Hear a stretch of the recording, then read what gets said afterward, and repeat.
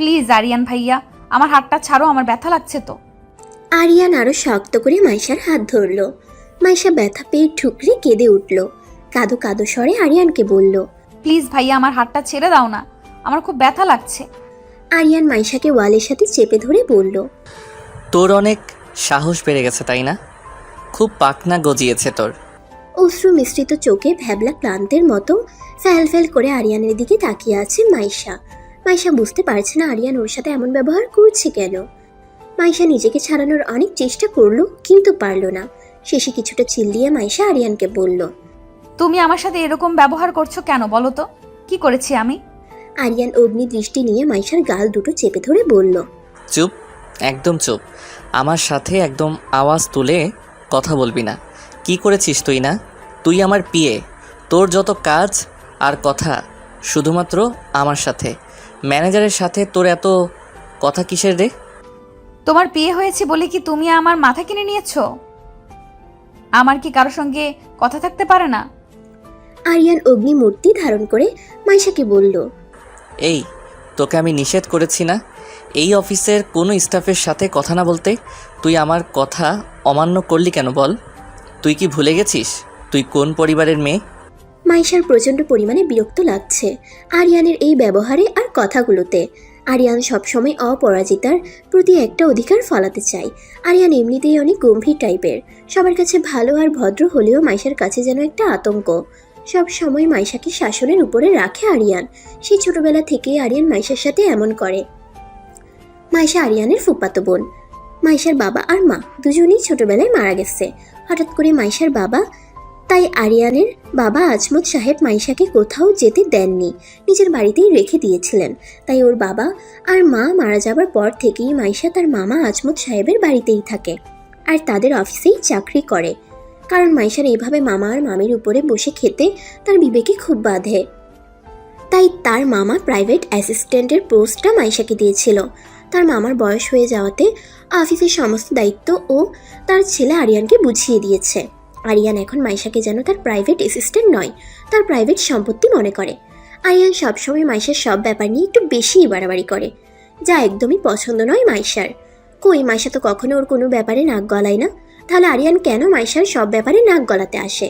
মাইশা খুব স্বাধীন চেতা মনের একটা মেয়ে, স্বাধীনভাবে নিজের জীবনটাকে উপভোগ করতে চায়, কিন্তু সেই স্বাধীনতায় হস্তক্ষেপ করে আরিয়ান। আজকে আরিয়ানের এই বাড়াবাড়িটা একদমই সহ্য হচ্ছে না মাইশার কাছে। আজকে আরিয়ানের বাড়াবাড়িটা একদম মাত্রাতিরিক্ত হয়ে গেছে মাইশার কাছে। মাইশা একবার ভেবেছিল এখান থেকে চলে যাবে, কিন্তু কোথায় যাবে? তার যে আর যাবার কোনো জায়গা নেই। আর তাছাড়াও তার মামা আর মামি তাকে অনেক ভালোবাসে, তাদেরকে ছেড়ে যেতেও ইচ্ছে করে না। কিন্তু আর কতদিন সহ্য করবে মাইশা? কি মনে করে কি সে নিজেকে? তাদের বাড়িতে থাকে বলে সে যা ইচ্ছে তাই করবে? মাইশা কিছুটা সাহস নিয়ে রাগ দেখিয়ে আরিয়ানকে বলল, আরিয়ান ভাইয়া, তোমার সমস্যাটা কি? তুমি কেন এরকম করো আমার সাথে? আরিয়ান দাঁতে দাঁত চেপে মাইশাকে বলল, তুই আমার কাছে কৈফিয়ত চাচ্ছিস? তোর সাহস কি করে হয় এই আরিয়ান চৌধুরীকে প্রশ্ন করার? তুই কি ভুলে গেছিস আমি তোর বস? আর একটা কথাও না বলে এখন বাসায় চল, তারপর ওই ম্যানেজারকে আমি দেখে নিচ্ছি। এই বলে আরিয়ান মাইশার হাতটা আবার শক্ত করে ধরল। মাইশা আর নিজেকে সংযত রাখতে পারল না। এক ঝটকায় আরিয়ানের হাত থেকে নিজের হাত সরিয়ে নিয়ে বলল, দেখো আরিয়ান ভাইয়া, এই বাড়াবাড়িগুলো কিন্তু আমার একদমই ভালো লাগছে না। আমি যাব না তোমার সাথে, তুমি চলে যাও, আমি একাই বাসায় চলে যেতে পারবো। আর আমি একটা কথা বুঝতে পারছি না, তুমি কেন শুধু শুধু রিয়াদ ভাইয়ের উপর ক্ষেপে আছো? উনি এমন কি করেছে? আরিয়ান মাইশাকে জোরে একটা ধমক দিয়ে বলল, চুপ, আর একটা কথাও বলবি না। খুব সাহস বেড়ে গেছে তোর না? আজকে বাসায় চল। এই বলে আরিয়ান অফিস থেকে হাত ধরে টেনে নিয়ে মাইশাকে গাড়িতে বসালো। আরিয়ানের রাগে যেন গা ফেটে যাচ্ছে। মাইশাকে অনেকবার নিষেধ করেছিল কোনো ছেলের সাথে কথা না বলতে। কোনো ছেলের সাথে মাইশাকে একদম সহ্য করতে পারে না আরিয়ান। সিসি ক্যামেরায় মাইশাকে ম্যানেজারের সাথে হেসে হেসে কথা বলতে দেখে আরিয়ানের মাথায় রক্ত উঠে গিয়েছিল। আরিয়ানের সাথেও তো এত সুন্দর করে হেসে কখনো কথা বলে না মাইশা। আরিয়ান দেখতে তো কোনো দিক থেকে খারাপ নয়, দেখতে যেমন সুন্দর তেমন স্মার্ট। লম্বা 6 ফুটের উপরে, ছোট করে চাপ দাড়ি রাখা, সুঠাম দেহ, সুন্দর করে কাটিং আর জেল দেওয়া চুল, কথা বলা, ভাবভঙ্গি, হাঁটা চলার স্টাইল যে কোনো মেয়েরই নজর কাড়বে। এক কথায় বলতে গেলে যে কোনো মেয়ে প্রথম দেখাতেই ক্রাশ খাবে। কিন্তু সেই দিকে কোনো ভ্রুক্ষেপ নেই আরিয়ানের। আরিয়ানের ভালো লাগা, আকর্ষণ সবকিছু মাইশাকে ঘিরে। কেমন একটা অজানা টান আর অনুভূতি কাজ করে মাইশার জন্য আরিয়ানের মনে। আরিয়ান মাইশাকে বারবার করে নিষেধ করেছিল কোনো ছেলের সাথে কথা না বলতে, কিন্তু মাইশা আরিয়ানের নিষেধ অমান্য করে। ম্যানেজারের সাথে মাইশাকে এত হাসাহাসি করে কথা বলতে দেখে যেন সরাসরি আরিয়ানের কলিজায় গিয়ে লাগলো। এই দৃশ্য সহ্য করতে না পেরেই মাইশার সাথে এমন ব্যবহার করেছে আরিয়ান। মাইশাকে গাড়িতে উঠিয়ে জোরে জোরে গাড়ি ড্রাইভ করতে লাগলো আরিয়ান। আরিয়ানের এত জোরে গাড়ি ড্রাইভ করতে দেখে মাইশা ভয় পেয়ে গেল। মাইশা আরিয়ানকে বলল, প্লিজ আরিয়ান ভাইয়া, আস্তে গাড়ি চালাও, আমার খুব ভয় লাগছে। মাইশার কোনো কথাই কানে নিল না আরিয়ান। মাইশা ভয় পেয়ে আরিয়ানের হাত চেপে ধরল। হঠাৎ আরিয়ান জোরে গাড়িটা ব্রেক করলো। মাইশা তাল সামলাতে না পেরে মিরর গ্লাসের সঙ্গে ওর কপালে বাড়ি খেতে নিচ্ছিল। তখনই আরিয়ান ওর কপালের সামনে হাত রাখলো। মাইশা ভয়ে চোখ বন্ধ করে আছে। খুব মায়াবী লাগছিল ওর মুখটা দেখতে। ওর মুখে কিছুটা বিরক্তির ছাপও স্পষ্ট। হঠাৎ ধাক্কা লাগার কারণে কিছুটা চুল কপালের উপরে এসে এলোমেলোভাবে ছড়িয়ে পড়েছে। সব মিলিয়ে মাইশাকে খুব সুন্দর লাগছে দেখতে। আরিয়ান এক দৃষ্টিতে মাইশার দিকে তাকিয়ে আছে। মাইশার সেই দিকে কোনো খেয়াল নেই। ওর দৃষ্টি সামনের দিকে স্থির। কেউ কোনো কথা বলছে না। ওদের মধ্যে পিনপতন নীরবতা। হঠাৎ মাইশার ফোনটা বেজে উঠল। মাইশা ফোন বের করে সঙ্গে সঙ্গে সাইলেন্ট করে দিল। বারবার কেউ মাইশাকে ফোন দিচ্ছে আর মাইশা বারবার সাইলেন্ট করে দিচ্ছে। মাইশা যেন ফোনটা রিসিভ করতে চেয়েও রিসিভ করতে পারছে না আরিয়ানের ভয়ে। হঠাৎ করে আরিয়ান মাইশার হাত থেকে ফোনটা টান দিয়ে নিয়ে ফোনের দিকে তাকিয়ে দেখলো ম্যানেজার রিয়াদ বারবার ওকে ফোন দিচ্ছে। রাগে আরিয়ানের চোখ দুটো লাল হয়ে গেল। সঙ্গে সঙ্গে আরিয়ান মাইশার ফোন থেকে সিমটা খুলে ভেঙে ফেলল। মাইশা সঙ্গে সঙ্গে চিল্লিয়ে বলে উঠল, এটা তুমি কি করলে? আমার সিমটা ভেঙে ফেললে কেন? আরিয়ান অগ্নি দৃষ্টি নিয়ে তাকালো মাইশার দিকে। ওর চোখ দিয়ে যেন আগুন ঝরছে। ওই আগুনে যেন মাইশাকে এখনই ও পুড়িয়ে মারবে। মাইশা ওর ফোনটা নেবার জন্য হাত বাড়াতে যাবে, তখনই আরিয়ান ওর ফোনটা গাড়ির জানলা দিয়ে বাইরে ফেলে দিল। মাইশা ওর ফোনটা আনার জন্য গাড়ি থেকে নামতে যাবে, তখনই আরিয়ান ওর চুলের মুঠি ধরে ওকে বলল, কোথায় যাচ্ছিস? হ্যাঁ, খুব শখ না তোর রিয়াদের সাথে কথা বলার? মাইশা ওর চুলে ব্যথা পেয়ে কাতরাতে কাতরাতে বলল, আমার খুব ভয় লাগছে আরিয়ান ভাইয়া, ছাড়ো প্লিজ। আরিয়ান ওর কোনো কথাই পাত্তা না দিয়ে নিজের ঠোঁট ওর ঠোঁটে ডুবিয়ে দিল। হঠাৎ জোরে একটা কামড় বসিয়ে দিল মাইশার ঠোঁটে। মাইশা ব্যথায় কুকড়ে উঠল। মাইশার ঠোঁট আরিয়ানের দখলে, তাই মাইশা ব্যথায় ছটফট করতে লাগলো। প্রায় 15 মিনিট পর আরিয়ান মাইশাকে ছেড়ে দিল। মাইশার সঙ্গে সঙ্গে তার ঠোঁট চেপে ধরল। মাইশার ঠোঁট কেটে রক্ত পড়ছে। আরিয়ান ওর ঠোঁটটা বৃদ্ধা আঙ্গুলি দিয়ে এপাশ তোকে ওপাশ মুছে দিয়ে মাইশার গাল দুটো চেপে ধরে বলল, এরপর থেকে কোনো দিন যদি আমার কথার অবাধ্য হয়েছিস, আমার অপছন্দের বাহিরে কোনো কাজ করেছিস, তাহলে তার ফল এর থেকে অনেক বেশি ভয়ানক হবে। আরিয়ানের ঠোঁটের কোণে টেবিল মার্কা একটা হাসি দিয়ে আমার গাড়ি চালাতে শুরু করলো। মাইশার চোখ দিয়ে পানি গড়িয়ে পড়ছে। মাইশার নিজেকে যেন খাঁচায় বন্দি একটা পাখির মতো মনে হচ্ছে, যেখানে তার বিন্দু মাত্র স্বাধীনতা নেই। তার জীবনের সকল স্বাধীনতা আর সকল সিদ্ধান্ত যেন আরিয়ান নিয়ে বসে আছে। মাইশার খুব কষ্ট লাগছে তার ফোনটার জন্য। ফোনটা সে প্রথম বেতনের টাকা পেয়ে কিনেছিল। আরিয়ান তার বড়লোক মামার ছেলে, তার কাছে এই সামান্য ফোন কিছুই না, কিন্তু মাইশার কাছে অনেক কিছু। কিছুক্ষণ পর ওরা বাড়িতে পৌঁছে গেল। মাইশা দ্রুত গাড়ি থেকে বের হয়ে দৌড়ে ওর রুমে চলে গেল। মাইশাকে এভাবে দৌড়ে রুমে চলে যেতে দেখে আরিয়ানের ছোট বোন আলিয়া বুঝতে পারল তার ভাই অবশ্যই মাইশাকে আবার কিছু না কিছু বলেছে। তার ভাইটাকে নিয়ে আলিয়া আর পারে না। কেন যে ও মাইশার সাথে এমন করে? মাইশার প্রতি যখন ওর এতই ভালোবাসা, তাহলে কেন মাইশাকে ওর মনের কথাটা বলে দিচ্ছে না? কথাগুলো ভাবতে ভাবতে মাইশার রুমের দিকে গেল আলিয়া। মাইশা তার বাবা আর মায়ের ছবিটা বুকে নিয়ে অঝরে কাঁদছে। আজ নিজেকে এই পৃথিবীতে বড় অসহায় আর নিঃস্ব লাগছে মাইশার। মাইশা তার বাবা আর মায়ের ছবিতে হাত বুলাতে বুলাতে বলল, মা বাবা, তোমরা কেন তোমাদের সাথে আমাকে নিয়ে গেলে না? তাহলে তো আজকের এই দিনটা আমাকে দেখতে হতো না। প্রতিনিয়ত যে আমি ভেতরে ভেতরে শেষ হয়ে যাচ্ছি, আমি যে এটা বোঝাতেই পারছি না যে আমারও একটা মন আছে, আমারও ইচ্ছে করে স্বাধীনভাবে বাঁচতে। আমার জীবনটা যেন একটা বন্দি পাখির মতো হয়ে গেছে, আমি যে আর পারছি না। কথাগুলো বলছে আর মাইশার চোখ দিয়ে অঝরে অশ্রু ধরা ঝরে পড়ছে। তখনই আলিয়ার আগমন ঘটল। আলিয়া মাইশার কাঁধে হাত রাখলো। মাইশা সঙ্গে সঙ্গে নিজের চোখের পানিটা মুছে নিল। আলিয়া মাইশাকে ওর দিকে ঘুরিয়ে বলল, মাইশা, ভাইয়া তোকে আজকেও বকাবকি করেছে তাই না? মাইশা আলিয়াকে জড়িয়ে ধরে কেঁদে দিল। এই বাড়িতে একটা মাত্র আলিয়ার সাথে মাইশা একটু মন খুলে কথা বলতে পারে, নিজের মনের কষ্টটা একটু হলেও শেয়ার করতে পারে। আলিয়া মাইশার চোখের পানিটা মুছিয়ে দিয়ে বলল, কি হয়েছে মাইশা, বলতো আমাকে। ভাইয়া কি আজকেও তোকে অনেক বকেছে? মাইশা কান্নারত কণ্ঠে বলল, শুধু কি বকা, আজকে আরিয়ান ভাইয়া ভাইয়া তো আমার গায়ে হাত পর্যন্ত তুলেছে। আচ্ছা আলিয়া, আমি তোদের বাসায় আছি বলেই কি আরিয়ান ভাইয়া আমার সাথে যা ইচ্ছা তাই করবে? এভাবে বলিস না মাইশা, তুই ভুল ভাবছিস ভাইয়াকে। ভাইয়া যা করে তোর ভালোর জন্যই করে, তুই একদিন না একদিন ঠিক বুঝতে পারবি। মাইশা কিছুটা রাগ নিয়ে আলিয়াকে বলল, এমন ভালো আমার দরকার নেই আলিয়া, যেখানে কোনো স্বাধীনতা থাকে না, মানুষের কোনো মূল্যায়ন থাকে না, যেভাবে ইচ্ছা তার সাথে খারাপ ব্যবহার করে, সেই ভালোর আমার কোনো প্রয়োজন নেই আলিয়া। হঠাৎ কিছু ভেঙে যাওয়ার আওয়াজ আসে মাইশার ঘরের সামনে থেকে। ওরা মাইশার ঘরের সামনে এগিয়ে গিয়ে দেখলো একটা ফুলদানি মাইশার ঘরের সামনে ভেঙে টুকরো টুকরো হয়ে পড়ে আছে।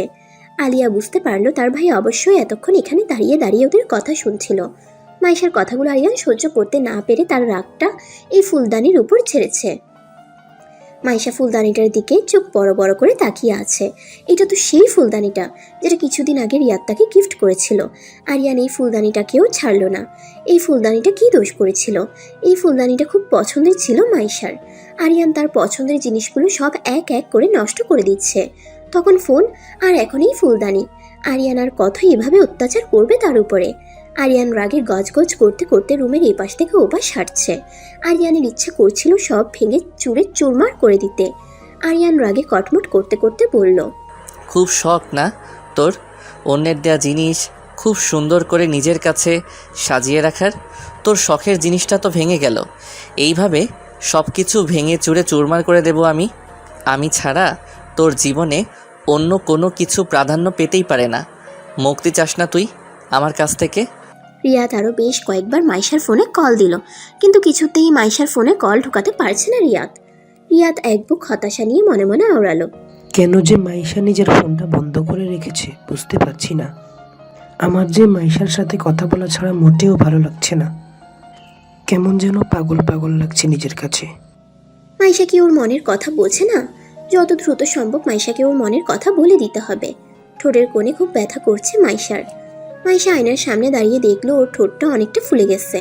মাইশা একটা মলম বের করে ওর ঠোঁটে লাগিয়ে দিল। টপ করে 2 ফোঁটা চোখের পানি গড়িয়ে পড়লো মাইশার চোখ থেকে। মাইশা নিজ মনে ভাবছে কবে তার মুক্তি মিলবে এখান থেকে। এদিকে আরিয়ানের রাগ কমে যেতেই কেমন যেন একটা খারাপ লাগা কাজ করছে আরিয়ানের মনের মধ্যে। আজকে মাইশার সাথে ও অনেক বেশি রাফ বিহেভ করে ফেলেছে। আরিয়ানের উচিত ছিল নিজের রাগটাকে কিছুটা কন্ট্রোলে রাখার, কিন্তু কি করবে? আরিয়ানের রাগের মধ্যে লুকিয়ে থাকা ভালোবাসাটা যে মাইশা বুঝতেই চায় না।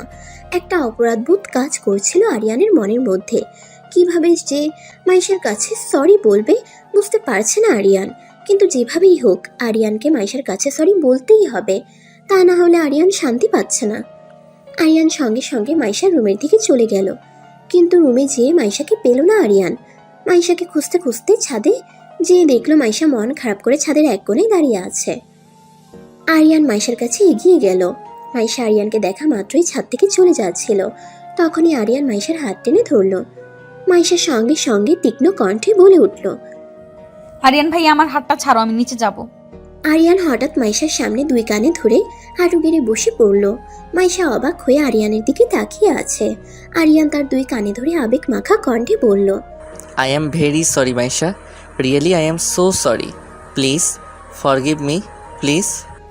মাইশা শুধু অবাক হয়ে আরিয়ানকে দেখে যাচ্ছে। মাইশা কি বলবে ভেবে পাচ্ছে না। তখন আরিয়ান তার সাথে ওই রকম ব্যবহার করলো। একটু আগে তার শখের ফুলদানিটা আছাড় মেরে ভেঙে ফেললো, এখন আবার তার কাছে সরি বলছে। মাইশা কিছু বলছে না, চুপ করে দাঁড়িয়ে আছে। কিরে কথা বল। সরি বললাম তো। সত্যি আমার তোর সাথে এমনটা করা একদম ঠিক হয়নি। আমি আমার ভুলটা বুঝতে পেরেছি। এখন কি কান ধরে উঠবস করলে খুশি হবি? আরিয়ান আবার মাইশাকে বলল। এই বলে আরিয়ান কান ধরে উঠবোস করতে যাচ্ছিল, তখনই মাইশা তাকে থামিয়ে দিয়ে বলল, ব্যাস হয়েছে হয়েছে, আর তো ঢং করতে হবে না। তোর জন্য আমি সব কিছু করতে পারি রে, কিন্তু তুই বুঝিস না। কি বুঝবো? আরিয়ান মাইশার দিকে তাকিয়ে মনে মনে বলল, তুই এমন কেন মাইশা? তুই কি কখনো আমার মনের কথাটা বুঝবি না? আরিয়ান তার পকেট থেকে মাইশাকে একটা চকলেট বের করে দিল।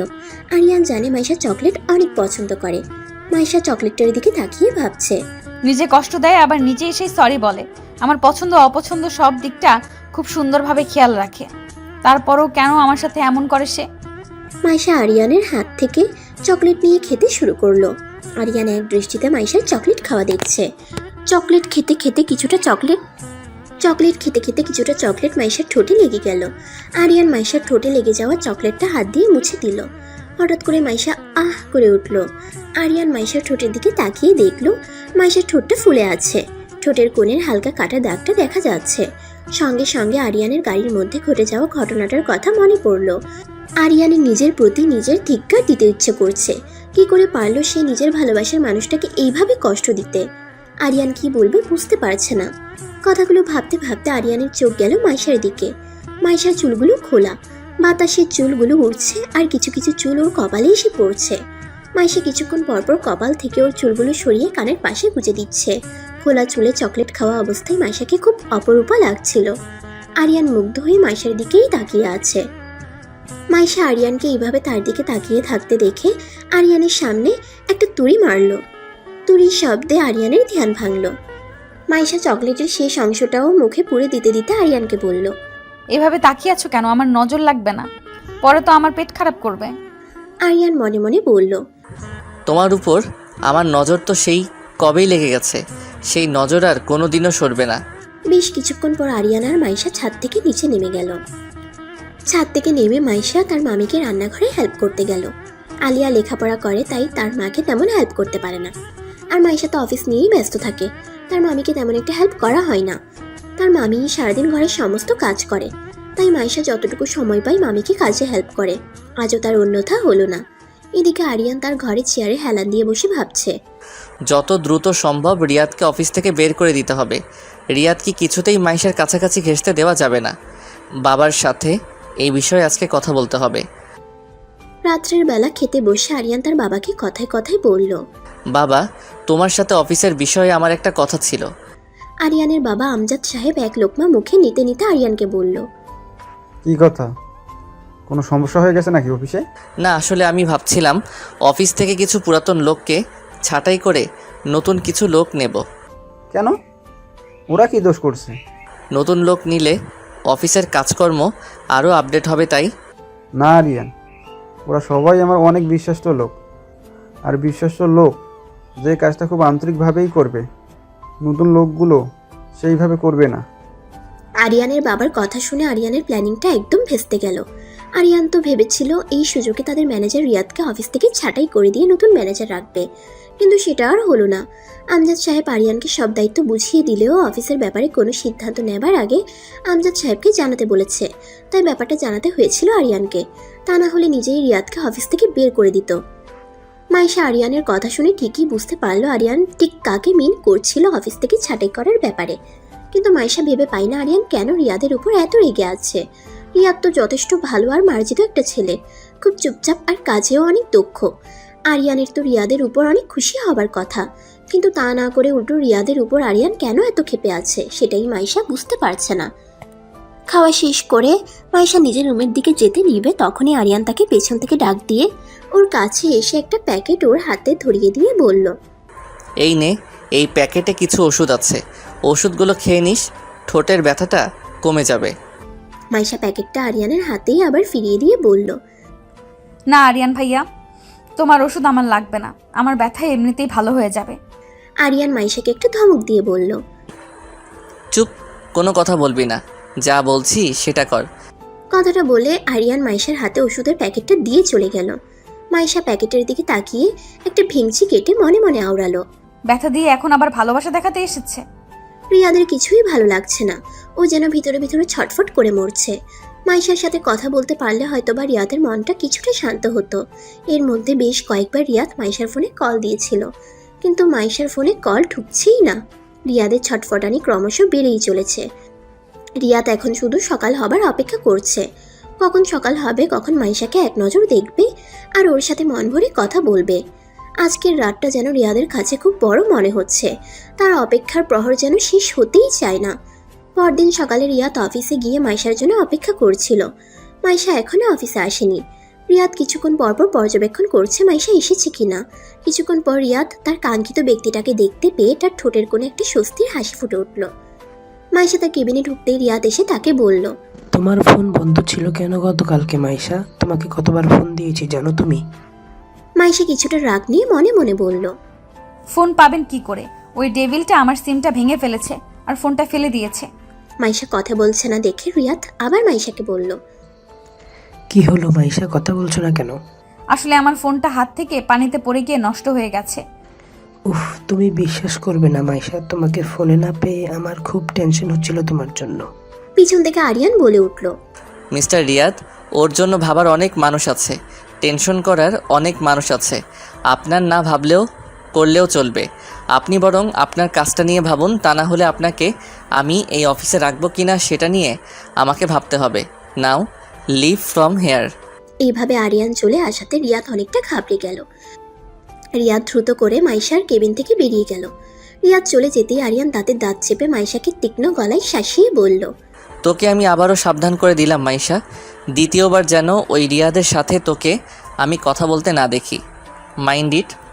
মাইশা একরাশ বিরক্তি নিয়ে বিড়বিড় করে বলল, আর ভালো লাগে না আমার প্রতি ডেভিলটার এই খবরদারিগুলো। আমি একদম বিরক্ত হয়ে গেছি। মাইশা বিড়বিড় করতে করতে কথাগুলো বলছিল। তখনই একটা পিয়ন এসে রেপিং করা একটা বক্স মাইশার টেবিলে রেখে বলল, ম্যাডাম, এটা আপনার জন্য একজন পাঠিয়েছে। মাইশা কিছুটা অবাক হয়ে পিয়নকে জিজ্ঞেস করলো, এটা কে পাঠিয়েছে? আমি জানি না ম্যাডাম, একটা লোক এসে এটা আমার হাতে দিয়ে আপনাকে দেওয়ার কথা বলল। মাইশা বুঝতে পারছে না এটা কি আর কেই বা পাঠালো। মাইশা রেপিংটা খুলে দেখলো একটা দামি অ্যান্ড্রয়েড ফোন আর একটা সিম। তার মধ্যে ছোট একটা চিরকুটে লেখা আছে, মাইশা, আমার তরফ থেকে তোমার জন্য সামান্য একটু উপহার। ইতি তোমার শুভাকাঙ্ক্ষী। মাইশা কিছুই বুঝতে পারছে না কে তাকে ফোন পাঠালো। হঠাৎ পিয়ন আবার এসে তাকে বলল, ম্যাডাম, স্যার আপনাকে ডাকছে। মাইশা ফোনটা টেবিলের উপর রেখে আরিয়ানের কেবিনের দিকে গেল। আরিয়ানের কেবিনে গিয়ে দেখলো আরিয়ান কেবিনে নেই।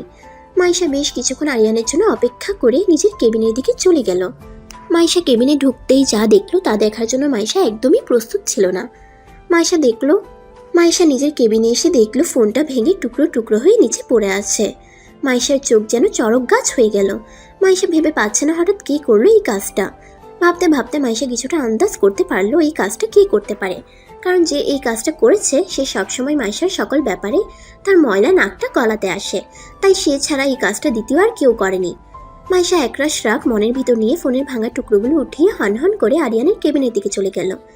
আরিয়ানের কেবিনে ঢুকে মাইশা দেখলো আরিয়ান কার সাথে যেন খুব ফিসফিসিয়ে ফোনে কথা বলছে। মাইশাকে দেখা মাত্র এসে ফোনটা রেখে দিল। মাইশা আরিয়ানের টেবিলের উপর ফোনের টুকরোগুলো কিছুটা ছুঁড়ে মেরে আরিয়ানকে তীক্ষ্ণ গলায় বলল, এটা নিশ্চয়ই তোমার কাছে, তাই না? এই ফোনটা কি দোষ করলো? কেন এরকম করলে? আরিয়ান মাইশার প্রশ্নের কোনো উত্তর না দিয়ে পিয়নকে তার কেবিনে ডেকে এনে বলল, এই আবর্জনাগুলো এখনই আমার রুম থেকে পরিষ্কার করো, এইগুলো যেন আমি অফিসের কোথাও না দেখি। মাইশার আগে ফুঁসছে। মাইশা এমনিতেও ফোনটা তার কাছে রাখতো না। এই ফোনটা যে দিয়েছে তা যে কোনোভাবে খোঁজ নিয়ে অবশ্যই তাকে ফোনটা ফিরিয়ে দিত, কিন্তু তার আগে আরিয়ান ফোনটা ভেঙে টুকরো টুকরো করে দিল। মাইশা একদম শিওর এই কাজটা আরিয়ান ছাড়া আর কারো হতেই পারে না, কারণ মাইশার কেবিনে একমাত্র আরিয়ানই যাতায়াত করে। মাইশা আবারও আরিয়ানকে একই প্রশ্ন ছুড়ে বলল, কি হলো, বলছো না কেন? এটা কেন করলে? আমি জানি এই কাজটা তোমার। আরিয়ান মাইশাকে কিছুটা ঝাঁঝালো গলায় বলল, তোর সাহস হয় কী করে আমার কাছে কৈফিয়ত চাওয়ার? আমি তোর কোনো প্রশ্নের উত্তর দিতে বাধ্য নই, আর এই অফিসটা আমার, তাই কারো কাছে কৈফিয়ত চাওয়ার অধিকারটাও শুধুমাত্র আমার, তোর না। তোকে ঠিক যেই কাজের জন্য রাখা হয়েছে তুই সেই কাজটাই কর। মাইশার আজ খুব রাগ হচ্ছে তার মামার উপর। মামা কেন যে এরকম একটা ডেভিলকে তার অফিসের দায়িত্ব দিল কে জানে। মাইশা আর কোনো কথা না বলে আরিয়ানের রুম থেকে চলে যাচ্ছিল। তখন আরিয়ান মাইশাকে পিছন দিকে ডাক দিয়ে বলল, এই দাঁড়া, কোথায় যাচ্ছিস? তোকে আমি যেতে বলেছি। তো কি করব? যা, আমার জন্য এক কাপ ব্ল্যাক কফি নিয়ে আয়। তোমার কি আমাকে পিয়ন মনে হয়? এই কাজগুলো করার জন্য অফিসের পিয়ন আছে। আমার পিএকে? আমি। সো আর কোনো কথা না বলে আমার জন্য এই মুহূর্তে ব্ল্যাক কফি নিয়ে আয়। মাইশা আরিয়ানকে একটা মুখ ভেঙচি মেরে কফি আনতে চলে গেল। মাইশা চলে যেতে আরিয়ান চেয়ারে হেলান দিয়ে হাতে একটা কলম নিয়ে ঘোরাতে ঘোরাতে বলল, যা মাছরাঙা পাখি, ঘুঘু দেখেছো কিন্তু ঘুঘুর ফাঁদ দেখনি। Just wait baby. কথাটা বলে একটা ডেভিল মার্কা হাসি দিল। মাইশার কেবিনের কিছুটা আড়ালে দাঁড়িয়ে কেউ একজন ফোনে কথা বলছিল। এপাশ থেকে সে উত্তর দিল, আমি সবসময় ওকে নজরে নজরে রাখছি, আর আমি আপ্রাণ চেষ্টা করে যাচ্ছি আমার কাজটা সাকসেসফুল করার জন্য। যত দ্রুত সম্ভব আমি আপনাকে ভালো একটা রেজাল্ট জানাবো। ওপাশ থেকে কিছু বলার পর আবার উত্তর দিল, আমার পথে তো একজনই বাধা হয়ে দাঁড়াই, তা না হলে কবেই এই কাজটা শেষ করে ফেলতাম। ওকে আয়ত্ত করা আমার কোনো ব্যাপারই ছিল না। ও প্রান্ত থেকে কিছু বলার পর সে আবার উত্তর দিল, না না, ওকে কিছু করা যাবে না, করলে অনেক বড় ঝামেলা হতে পারে। আপনি আমাকে আরেকটু সময় দিন প্লিজ। ওপাশ থেকে ফোন কেটে দিতেই সে তার হাত যুগল মুষ্টিবদ্ধ করে রাগান্বিত হয়ে বলল, কতদিন তুই ওকে আমার কাছ থেকে সেভ করবি আমিও দেখব।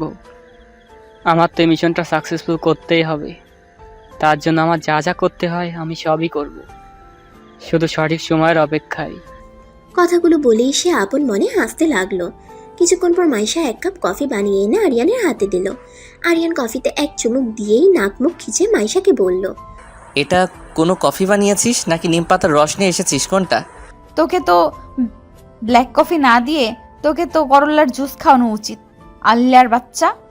আরিয়ান কফিটা বাস্কেটে ফেলে দিয়ে মাইশাকে বলল, যা আবার আমার জন্য কি সুন্দর করে ব্ল্যাক কফি বানিয়ে নিয়ে আয়। এবার যদি ভালো না হয় ডাইরেক্ট তোর মাথায় ঢালবো। মাইশার তো রাগে গায়ের ভিতর হিড়হিড় করছে। মাইশা বুঝতে পারছে আরিয়ান ইচ্ছে করে তার সাথে এমন করছে। আরিয়ানকে শালা কুত্তা বিলাই আইলা কোথাকার বলে মনে মনে আরো অনেক গালাগালি দিতে দিতে আরিয়ানের হাত থেকে কফির মগটা এক ঝটকায় টান দিয়ে চলে গেল। মাইশা চলে যেতেই আরিয়ান একটু মুচকি হেসে বলল, উফ মাছরাঙা পাখি, তোমাকে রাগলে যে কি কিউট লাগে তা তুমি নিজেও জানো না। একদম আমার কলিজায় এসে ধাক্কা লাগে। হঠাৎ আরিয়ানের ফোনটা বেজে উঠল। আরিয়ান ফোন রিসিভ করেই বলে উঠল, কাজটা কতদূর আগালো? আপনি কোনো চিন্তা করবেন না স্যার, কাজ প্রায় অনেক দূরে এগিয়ে গেছে। গুড। খুব সতর্কভাবে কাজটা করতে হবে, এতটুকু যেন ফাঁক ফোকর না থাকে। এমনভাবে কাজটা করবে কেউ যেন কিছুই বুঝতে না পারে, ঠিক আছে? আরিয়ান ফোনটা রেখে পকেটে হাত দিয়ে শীষ বাজাতে বাজাতে বিড়বিড় করে বলতে লাগলো, তুই এমন জায়গায় হাত বাড়িয়েছিস, তোর যে এর পরিণতি কি হবে তা তুই নিজেও জানিস না। তোর মতো বেঈমানের জন্য কঠিন থেকে কঠিনতর শাস্তি অপেক্ষা করছে। মাইশা আবার কফি বানিয়ে এনে আরিয়ানের হাতে দিল। আরিয়ান কফিতে চুমুক দিয়ে বলল, গুড গার্ল, এবার কফিটা একদম ঠিক হয়েছে। তারপর আরিয়ান তার কেবিনের একটা আলমারি দেখিয়ে বলল, যা ওই আলমারিতে কিছু ফাইল রাখা আছে, বের কর। মাইশা আলমারি থেকে ফাইলগুলো বের করে আরিয়ানের টেবিলের উপর রাখলো। এই কয়েকটা ফাইল 30 মিনিটের মধ্যে চেক করে আমাকে সাবমিট কর। কথাটা শুনে মাইশার চোখ যেন ছানাবড়া হয়ে গেল। ফাইলগুলোর দিকে তাকিয়ে মাইশা ভাবছে, এতগুলো ফাইলকেও কয়েকটা ফাইল বলছে? এতগুলো ফাইল চেক দিতে তো আমি 30 মিনিট নয়, আমি 3 ঘন্টাতেও পারবো না। আল্লাহর বাচ্চা, তুই এগুলো ইচ্ছে করে আমার সাথে করছিস তাই না? এতগুলো ফাইল আমি কি করে 30 মিনিটে শেষ করব?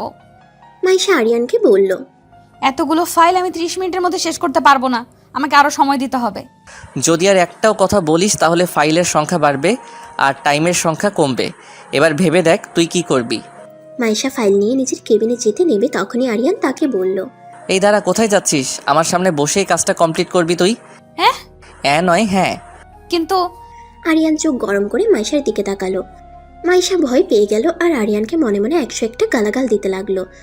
শালা ইন্দুর, বান্দর, খচ্চর, আইলা, এই পিচ্ছি একটা মেয়ের উপর এত জুলুম করা! তোর কপালে এমন বউ জুটবে না, সারাদিন তোর উপর খবরদারি করবে, দেখে নিস। মাইশা আপন মনে কাজ করছিল আর আরিয়ান তাকে এক দৃষ্টিতে মুগ্ধ হয়ে দেখে যাচ্ছিল আর মনে মনে আওড়ালো, আহারে কি সুন্দর লাগছে আমার পিচ্চি মাছরাঙা পাখিটাকে। কিন্তু এই পিচ্চি মাছরাঙা পাখিটা হয়তোবা জানে না তার জন্য ঠিক কি অপেক্ষা করছে। কথাগুলো ভেবেই মনে মনে একটা বাঁকা হাসি দিল আরিয়ান। 30 মিনিট পর আরিয়ান মাইশাকে বলল, টাইম ইজ ওভার। এই তো হয়ে গেছে, আর কয়েক সেকেন্ড প্লিজ। এই তুই কি এক্সাম হলে বসে এক্সাম দিচ্ছিস? আর আমি কি তোর এক্সাম নিচ্ছি যে তুই এক্সাম শেষ করার জন্য আমার কাছ থেকে টাইম চাইছিস? সঙ্গে সঙ্গে মাইশা জোরে বলে উঠল। ডান। মাইশা আরিয়ানের সামনে সবগুলো ফাইল এগিয়ে দিয়ে বলল, আমার কাজ হয়ে গেছে। আরিয়ান ফাইলগুলো না দেখেই মাইশাকে আলমারিতে রেখে দিতে বলল। মাইশা তো চোখ মুখ খিচে তাকিয়ে আছে আরিয়ানের দিকে। মাইশার ইচ্ছে করছে ফাইলগুলো ওর মাথায় মারতে। শুধু শুধু মাইশাকে এতক্ষণ খাটালো। মাইশা ফাইলগুলো আলমারিতে রেখে রাগে গজগজ করতে করতে আরিয়ানের কেবিন থেকে বেরিয়ে গেল। সন্ধ্যার দিকে আরিয়ান নিজের রুমে বসে একটা কাগজ সামনে নিয়ে ঠোঁটের কোণে বাঁকা একটা হাসি দিয়ে বলল, খুব তাড়াতাড়ি এমন কিছু হতে চলেছে যা তুমি কল্পনাও করতে পারো না। মাইশা অনেকক্ষণ যাবৎ ধরে ছাদে দাঁড়িয়ে আছে। স্নিগ্ধ শীতল বাতাসটা খুব ভালো লাগছে মাইশার কাছে। বাতাসটা হালকা দুলে দুলে মাইশার শরীরে এসে হালকা পরশ দিয়ে যাচ্ছে। অনেক ভাবনা মাইশার মাথায় ঘুরপাক খাচ্ছে। সেই ভাবনাটা শুধুমাত্র আরিয়ানকে নিয়ে। মাইশা মাঝে মধ্যে আরিয়ানকে একদমই বুঝে উঠতে পারে না। আরিয়ানের যেন অনেকগুলো রূপ। মাইশা বুঝে উঠতে পারে না কোনটা আরিয়ানের আসল রূপ। আরিয়ান যেন ক্ষণে ক্ষণে নিজের রূপ পাল্টায়। না, আর ভাবতে পারছে না মাইশা। মাইশা মাথার দুপাশে আঙ্গুল দিয়ে ডলতে ডলতে বিড়বিড় করতে করতে বলল, না, আর ভেবে কাজ নেই। এত ভাবলে পরে আবার মাথা ব্যথা করবে। অনেক দিন আয়লার সাথে গল্প করা হয় না। যাই নিচে গিয়ে দেখি ও কি করছে। মাইশা ছাদ থেকে নামতে যাবে তখনই আরিয়ানের সঙ্গে তার ধাক্কা লাগলো। মাইশা পড়ে যাচ্ছিল, সঙ্গে সঙ্গে আরিয়ান কোমর জড়িয়ে ওকে ধরে ফেলে। কি রে, দেখে হাঁটতে পারিস না নাকি নতুন করে আবার হাঁটা শেখাতে হবে? তোর মতো একটা আইলা যেখানে থাকবে সেখানে তো ধাক্কা লাগবেই। কি রে, উঠবি নাকি এভাবে থাকবি? মাইশা সঙ্গে সঙ্গে নিজেকে স্বাভাবিক করে উঠে দাঁড়িয়ে বলল, শোনো, দোষটা আমার নয়, দোষটা তোমার। তুমি এসে আমাকে ধাক্কা মেরেছো, আমি নই। চুপ, একদম চুপ। ধাক্কা মেরে আবার আমার সঙ্গে তর্ক করছিস? মাইশা কিছু বলতে যাবে তখনই আরিয়ান ওকে থামিয়ে দিয়ে আবার বলল, শোন, আগামীকালকে সকাল 10টায় খুব ইম্পর্টেন্ট একটা মিটিং আছে অফিসে। আগামীকালকে সকালে খুব দ্রুত অফিসে ঢুকবি, তাই আর এখানে দাঁড়িয়ে না থেকে দ্রুত ঘুমিয়ে যা। কথাটা বলিয়ে আরিয়ান ওখান থেকে চলে গেল। কিছুক্ষণ পর মাইশাও নিচে নেমে গেল। পরদিন সকালে মাইশা সহ সবাই খুব দ্রুত অফিসে ঢুকলো। অফিসে ঢোকার কিছুক্ষণের মধ্যেই সবাই মিটিং রুমে উপস্থিত হলো। সবাই যে যার যার মতো চুপচাপ বসে আছে। মিটিং রুমে পিনপত নীরবতা, কেউ কোনো কথা বলছে না। নীরবতা ভেঙে আরিয়ান সবার উদ্দেশ্যে বলল, আমি আজকে দারুণ একটা খবর অ্যানাউন্স করতে চলেছি। কথাটা শুনে সবাই একযোগে আরিয়ানের দিকে তাকালো। পিএলসি কোম্পানির সাথে আমাদের যে ডিলটা হওয়ার কথা ছিল সেটা ফাইনাল হয়ে গেছে। আমরা খুব বড় একটা প্রজেক্ট হাতে পেতে চলেছি। আরিয়ানের কথা শুনে সবার মুখে হাসি ফুটে উঠল। ওদের মধ্যে থেকে নিহা নামের একজন মেয়ে বলে উঠল, এটা তো অনেক বড় খুশির খবর স্যার। হ্যাঁ, অবশ্যই। সেই উপলক্ষে কাল আমাদের অফিসে একটা পার্টি হতে চলেছে। পিএলসি কোম্পানির এমডি আসবে আগামীকালকে অফিসে, আর সেখানেই সে ডিলটা সাইন করবে। পার্টির কথা শুনে সবাই আরও অনেক বেশি খুশি হলো। সবাই আরিয়ানের কথা শোনা নিয়ে ব্যস্ত। এদিকে রিয়াদ বারবার মাইশার দিকে তাকাচ্ছে। কেউ খেয়াল না করলেও এই জিনিসটা আরিয়ানের চোখ এড়ালো না। আরিয়ানের ইচ্ছে করছিল রিয়াদকে ঠাস ঠাস করে কয়েকটা চড় মেরে মিটিং রুম থেকে বের করে দিতে। আরিয়ান রিয়াদকে জোরে একটা ধমক দিয়ে বলল, মিস্টার রিয়াদ, আপনাকে এই মিটিং রুমে ডাকা হয়েছে মিটিংয়ে মনোযোগ দেওয়ার জন্য, অন্য কোনো দিকে তাকিয়ে থাকবার জন্য নয়। রিয়াদ আমতা আমতা করে বলল, সরি স্যার। এখন থেকে নিজের যে কাজটা ঠিক সে কাজটাই করবেন, বাড়তি কিছু করার চেষ্টাও করবেন না। জি স্যার। এবার যে যার কেবিনে চলে যান আর মন দিয়ে কাজ করুন।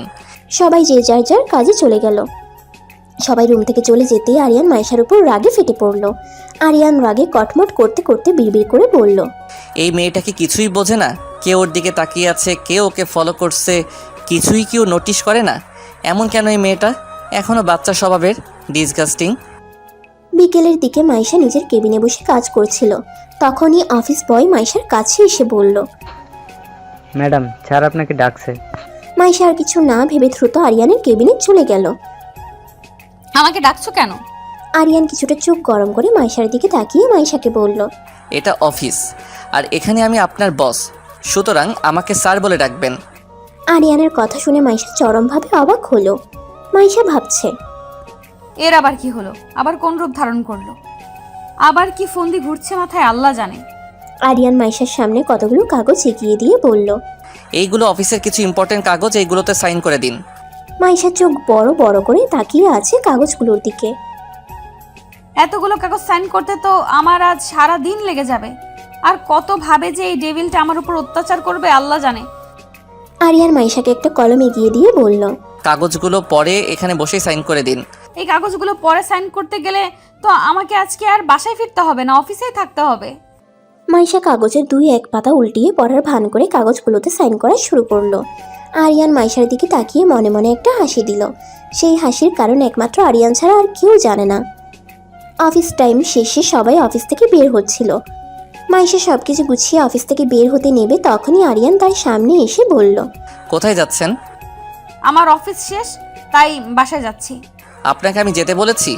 মাইশার সাথে সাথে আরিয়ানকে ওর হাতঘড়িটা দেখিয়ে বলল, এই যে দেখুন স্যার, অফিস আওয়ার এখন শেষ, সুতরাং আমি এখন আর আমার বস নন, আর আমিও আপনার পিএ নই, সুতরাং আপনি এখন আর আমাকে কোনো হুকুম করতে পারবেন না। শাট আপ, ওকে? আপনি আমাকে অফিস টাইম শেখাতে এসেছেন? আপনি আমার বস নাকি আমি আপনার বস?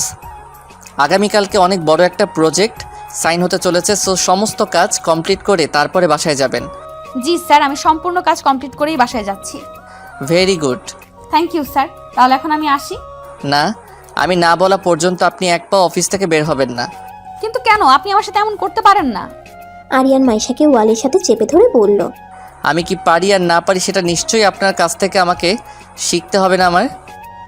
এটা কি করছেন স্যার? আমাকে ছাড়ুন প্লিজ। আরিয়ান মাইশাকে ছেড়ে দিয়ে বলল, আমি এক জায়গায় যাব, আপনাকেও আমার সঙ্গে যেতে হবে। কোথায় যাবেন স্যার? আমি এত প্রশ্ন করা পছন্দ করি না, ওকে? শালা আল্লাহর বাচ্চা, ব্ল্যাক কফি খেতে খেতে ওর মুখের কথাগুলো ব্ল্যাক কফির মতোই তেতো হয়ে গেছে। ঠং দেখলে গা জ্বলে যায়। অফিস থেকে বেরিয়ে দুজন গাড়িতে বসলো। আরিয়ান গাড়ি চালাতে শুরু করলো। কিছুক্ষণ পর ওদের গাড়ি একটা শপিং মলের সামনে এসে থামলো। আরিয়ান মাইশাকে গাড়িতে রেখে তার একটা কাজ আছে বলে গাড়ি থেকে নেমে শপিং মলের ভিতরে চলে গেল। আরিয়ান চলে যেতেই, আল্লাহর বাচ্চা, তোর কাজ আছে তো তুই আমাকে কেন নিয়ে আসলি? এখন বাসায় গেলে কি সুন্দর আমার ফেভারিট কার্টুনটা দেখতাম, আর মামির হাতের স্পেশাল চা আর পকোড়াটা খেতাম। ওর তো আবার আমার সুখ সহ্য হয় না। কিভাবে আমাকে খাটাবে সব সময়? সেই ফোন দিয়ে আটে, ডায়নোসর কোথাকার। কেউ একজন অনেকক্ষণ ধরে আড়াল থেকে মাইশার দিকে নজর রাখছে। সে পকেট থেকে নিজের ফোনটা বের করে একজনকে ফোন দিয়ে বলল, আপনি কোনো চিন্তা করবেন না স্যার, সব কিছু প্ল্যানিং মোতাবেকই হবে, শুধু সঠিক সময়ের অপেক্ষায়। ফোনটা রেখে সে ঠোঁটে বাঁকা একটা হাসি দিয়ে বলল, কান টানলে মাথা আসবেই, আমার কান আর মাথা দুটোই দরকার। বলেই সে হাসতে লাগলো। আরিয়ান মার্কেটের ভিতরে ঢুকতে একজন লোক তার কাছে কিছু শপিং ব্যাগ এগিয়ে দিয়ে বলল, স্যার আপনার কথা মতো সব কিছু রেডি করে রেখেছি। Good, very good. এবার চলুন, বাকি কাজটা করতে হবে। মাইশা প্রায় আধ ঘন্টা ধরে গাড়িতে বসে আছে। খুব বিরক্ত লাগছে মাইশার কাছে। মাইশার খুব পানি পিপাসা পেয়েছে, তাই ও গাড়ি থেকে নেমে একটা পানির বোতল কেনার জন্য সামনের দিকে গেল। মাইশা একটা পানির বোতল কিনে বোতলের মুখ খুলতে খুলতে আসছিল। তখনই কেউ একজন এসে মাইশাকে টান দিয়ে একপাশে নিয়ে গেল। লোকটা টান খেয়ে মাইশা তার বুকের উপর আছড়ে পড়লো। মাইশা তাকিয়ে দেখলো আরিয়ান।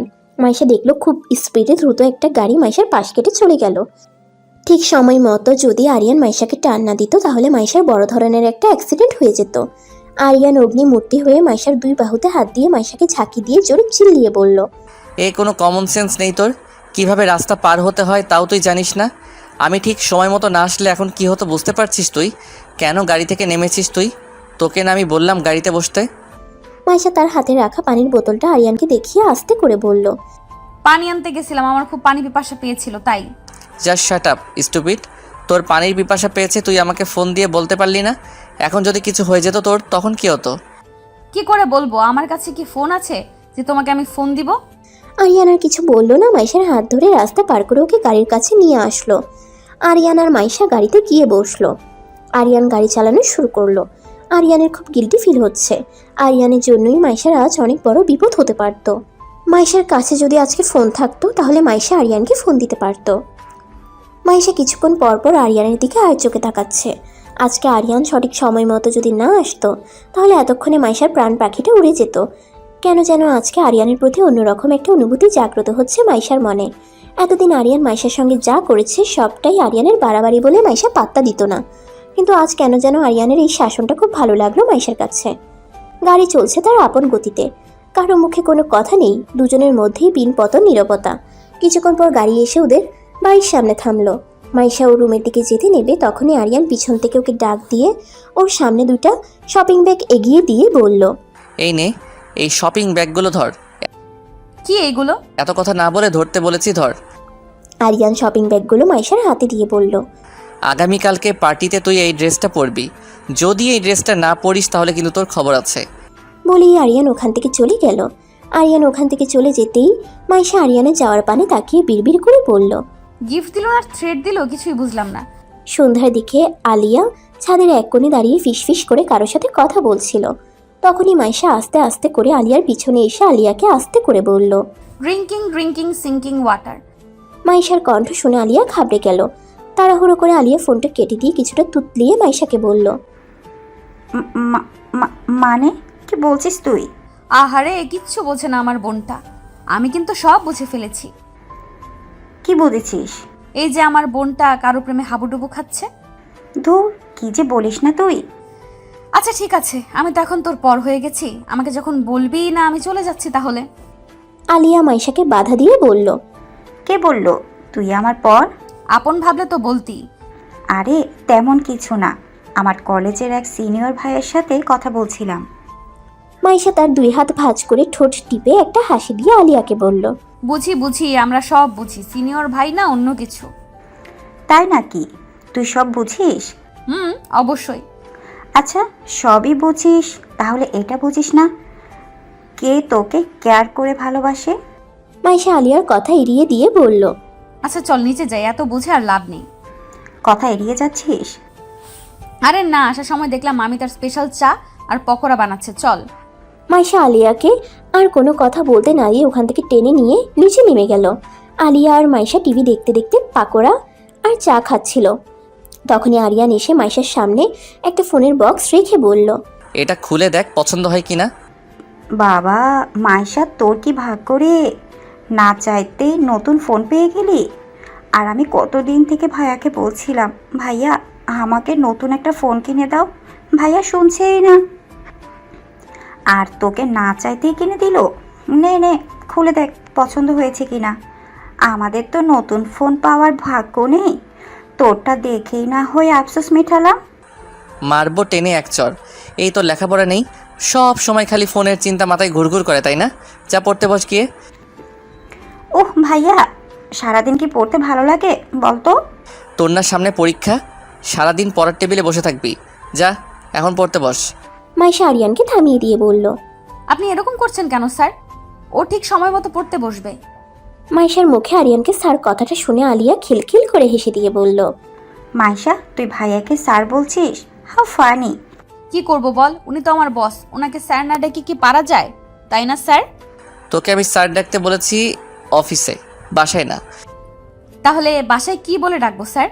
ঠাস করে একটা থাপ্পড় বসিয়ে দিলে না বুঝতে পারবি কি বলে ডাকবি। কেন, আমার গালটাকে তোমার সরকারি রাস্তা মনে হয়? যখন তখন খালি মারার চিন্তা করবে। এত বেশি কথা না বলে ফোনটা খুলে দেখ। মাইশা একটা ভিংচি কেটে বলল। আমি কি তোমার কাছে ফোন চেয়েছি? লাগবে না আমার তোমার ফোন, তুমি এটা বরং আলিয়াকে দিয়ে দাও। আরিয়ান মাইশার হাতে ফোনটা ধরিয়ে দিয়ে বলল। আর একটা কথাও না বলে চুপচাপ ফোনটা ধর। মাইশা কিছু বলতে যাবে তখনই আরিয়ান চোখ গরম করে তাকালো মাইশার দিকে। মাইশা ভয় পেয়ে আর কিছু বলল না। আরিয়ান ওখান থেকে চলে গেল। আরিয়ান সেখান থেকে চলে যেতেই মাইশা কিছুটা রাগ নিয়ে আলিয়াকে বলল। এই আলিয়া, তোর ভাইটা এমন কেন রে? সব সময় আমার উপর একটা খবরদারি ফলানোর চেষ্টা করে। তুইও ভাইয়ার উপর খবরদারি ফলা না, কে নিষেধ করেছে? ওর মতো একটা আইলার উপর খবরদারি ফলাতে আমার বয়েই গেছে। মাইশার কথা শুনে আলিয়া মুচকে হাসি দিল আর মনে মনে বলল। সময় হলে ঠিকই খবরদারি ফলাবি, যে সময়টা খুব নিকটে। রাতে খাওয়া দাওয়া শেষ করে মাইশা নিজের রুমে গিয়ে ফোনের বক্সটা খুলল। ফোনটা মাইশার খুব পছন্দ হলো। লেমন কালারের একটা ফোন। ফোনটা দেখেই মাইশা বুঝতে পারলো ফোনটা অনেক দামি। সাথে একটা সিম কার্ডও দেখতে পেল। মাইশা একটা মুচকে হাসি দিয়ে মনে মনে আওড়ালো। আরিয়ান যেন কেমন একটা মানুষ, নিজের সিম ভেঙে ফেললো, ফোন ফেলে দিল, আবার নিজেই কিনে এনে দিল। ওকে বুঝে ওঠা বড় দায়। পরদিন সকালবেলা পার্টিতে যাবার জন্য একটাও ড্রেস সিলেক্ট করতে পারছিল না মাইশা। আলমারি থেকে সমস্ত ড্রেস বের করে পুরো বিছানায় ছড়িয়ে রেখেছে। তারপরও একটা ড্রেসও তার পছন্দ হচ্ছে না। ওই যে কোথাও যাবার আগে মেয়েদের যেই রকম প্রবলেম, আমার তো কোনো ড্রেস নেই, আমি কি পরে যাব? সেম মাইশার ক্ষেত্রেও হলো। হঠাৎ মাইশার চোখ গেল ওর ড্রেসিং টেবিলের উপরে রাখা দুটো শপিং ব্যাগের দিকে। তখনই মাইশার মনে পড়ে গেল এই শপিং ব্যাগে আরিয়ান তো তার জন্য পার্টিতে যাওয়ার জন্য ড্রেস নিয়ে এসেছিল। মাইশা শপিং ব্যাগটা হাতে নিয়ে ড্রেসটা বের করে তো ওর চোখ একদম কপালে উঠে গেল। গ্রে কালারের একটা গাউন, গাউনটার উপরে হোয়াইট কালারের স্টোন বসানো, জরি সুতার কাজ করা। দেখেই বোঝা যাচ্ছে এটা খুব এক্সপেন্সিভ আর স্পেশাল অর্ডার দিয়ে বানানো। তারপর মাইশা অন্য শপিং ব্যাগটা খুলে দেখলো গাউনের সাথে ম্যাচিং করা খুব এক্সপেন্সিভ সব অর্নামেন্টস। মাইশা গাউন আর অর্নামেন্টসগুলোর দিকে তাকিয়ে ভাবছে, এত দামি একটা গাউন আর অর্নামেন্টস আরিয়ান কেন শুধু শুধু কিনতে গেল ওর জন্য? ওর যা ছিল তাতেই তো সে পার্টিতে অ্যাটেন্ড করতে পারতো। আরও অনেক কথা ভাবতে লাগলো মাইশা। তখনই মাইশার রুমে আলিয়া ঢুকলো। আলিয়া গাউন আর অর্নামেন্টসগুলো দেখে বলল, ওয়াও, কি সুন্দর গ্রাউন আর অর্নামেন্টস! ভাইয়া দিয়েছে নিশ্চয়ই। মাইশা মাথা নাড়িয়ে হ্যাঁ সূচক জবাব দিল। So nice. আসলে ভাইয়ার পছন্দ আছে বলতে হবে। তোকে খুব সুন্দর লাগবে মাইশা এগুলো পরলে। ধুর, এইগুলোর কি দরকার ছিল বলতো আলিয়া? ছিল সে তুই বুঝবি না। আমারও তো বোঝার দরকার নেই। আচ্ছা শোন, ভাইয়ার অফিসে একটা কাজ আছে বিদায় ভাইয়া অনেক আগে অফিসে চলে গেছে। ভাইয়া গাড়ি পাঠিয়ে দিয়েছে, আমাদেরকে রেডি হয়ে সময় মতো চলে যেতে বলেছে। ঠিক আছে। আলিয়া মাইশার দিকে তাকিয়ে ভাবছে, তুই কবে যে ভাইয়ার ভালোবাসাটা বুঝবি মাইশা? আলিয়াকে মাইশার দিকে তাকিয়ে থাকতে দেখে মাইশা ওকে বলল, কি রে, এভাবে তাকিয়ে আছিস কেন? কিছু কি বলবি? না, তাড়াতাড়ি রেডি হয়ে নে। আলিয়া চলে গেল। মাইশা রেডি হতে শুরু করলো। এদিকে আরিয়ান একটা পুরাতন গোডাউনে ঢুকলো। ঢুকে চেয়ার নিয়ে একজনের সামনে বসলো। ওর সামনের লোকটির মুখ আর হাত পা বাঁধা। আরিয়ান ঠাস ঠাস করে কয়েকটা থাপ্পড় বসিয়ে দিল তার দুই গালে। আরিয়ানের চোখ দিয়ে যেন আগুন ঝরছে। আরিয়ানের ইচ্ছে করছিল ওর হাতের পিস্তলটা দিয়ে এখানেই ওকে শুট করে মেরে ফেলতে, কিন্তু আরিয়ান তা পারছে না। আরিয়ান ওর মুখের বাঁধনটা একজনকে খুলে দিতে বলল। আরিয়ান ওর হাতের পিস্তলটা লোকটার সামনে নাড়াচাড়া করতে করতে বলল, কি রে, কি ভেবেছিলি আমি কোনোদিন তোকে খুঁজেই পাবো না? হ্যাঁ, তুই ডাইরেক্ট আমার কলিজায় হাত দিয়েছিস। এবার বল কার কথায় তুই এই কাজটা করেছিলি? লোকটা চুপ করে আছে, কোনো কথা বলছে না। আরিয়ান পিস্তলটা ওর কপালের মাঝ বরাবর ধরে ওকে বলল, জাস্ট একবার ট্রিগারে চাপ দেবো, একটা গুলি যথেষ্ট। তারপর তুই ফিনিশ, আর তোর পরিবারও শেষ। এবার ঠিক করে ভেবে দেখ কি করবি, সত্যিটা বলবি নাকি শেষ হয়ে যাবি? লোকটা আকুতি মিনতি করে বলতে লাগলো, প্লিজ স্যার, প্লিজ আমাকে মারবেন না, আমার পরিবারের কোনো ক্ষতি করবেন না। আমার কিছু হয়ে গেলে আমার পরিবার শেষ হয়ে যাবে।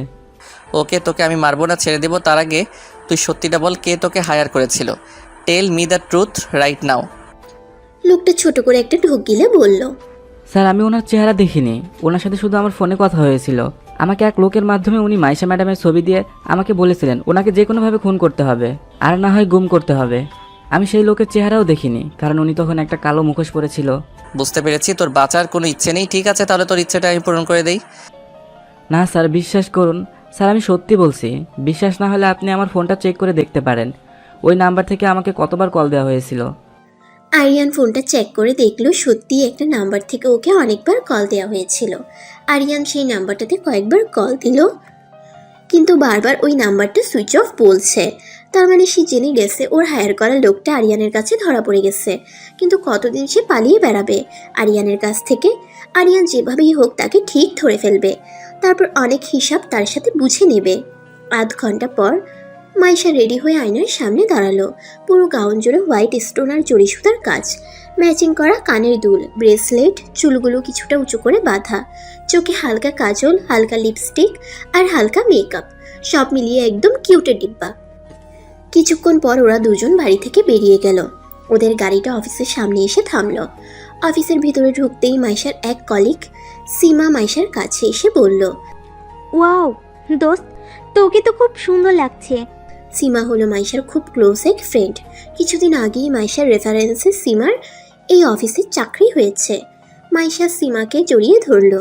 মাইশা আর সীমা কথা বলছিল, আর আলিয়া অফিসটাকে ঘুরে ঘুরে দেখছিল। হঠাৎ কেউ একজন আলিয়ার হাতে জোরে একটা টান দিয়ে আলিয়াকে এক পাশে নিয়ে গেল। আলিয়া চিৎকার করতে যাবে, তখনই ওর মুখ চেপে ধরলো। আরে আলিয়া, কি করছো কি? সামনের লোকটিকে দেখে আলিয়া রীতিমতো অবাক হয়ে গেল। এই যে তার ভাইয়ের বন্ধু রাফাত। গতকালকে এর সাথেই ছাদে দাঁড়িয়ে কথা বলছিল আলিয়া। আলিয়া নিজের মুখ থেকে রাফাতের হাত সরিয়ে বলল, এ কি রাফাত, তুমি এখানে কি করছো?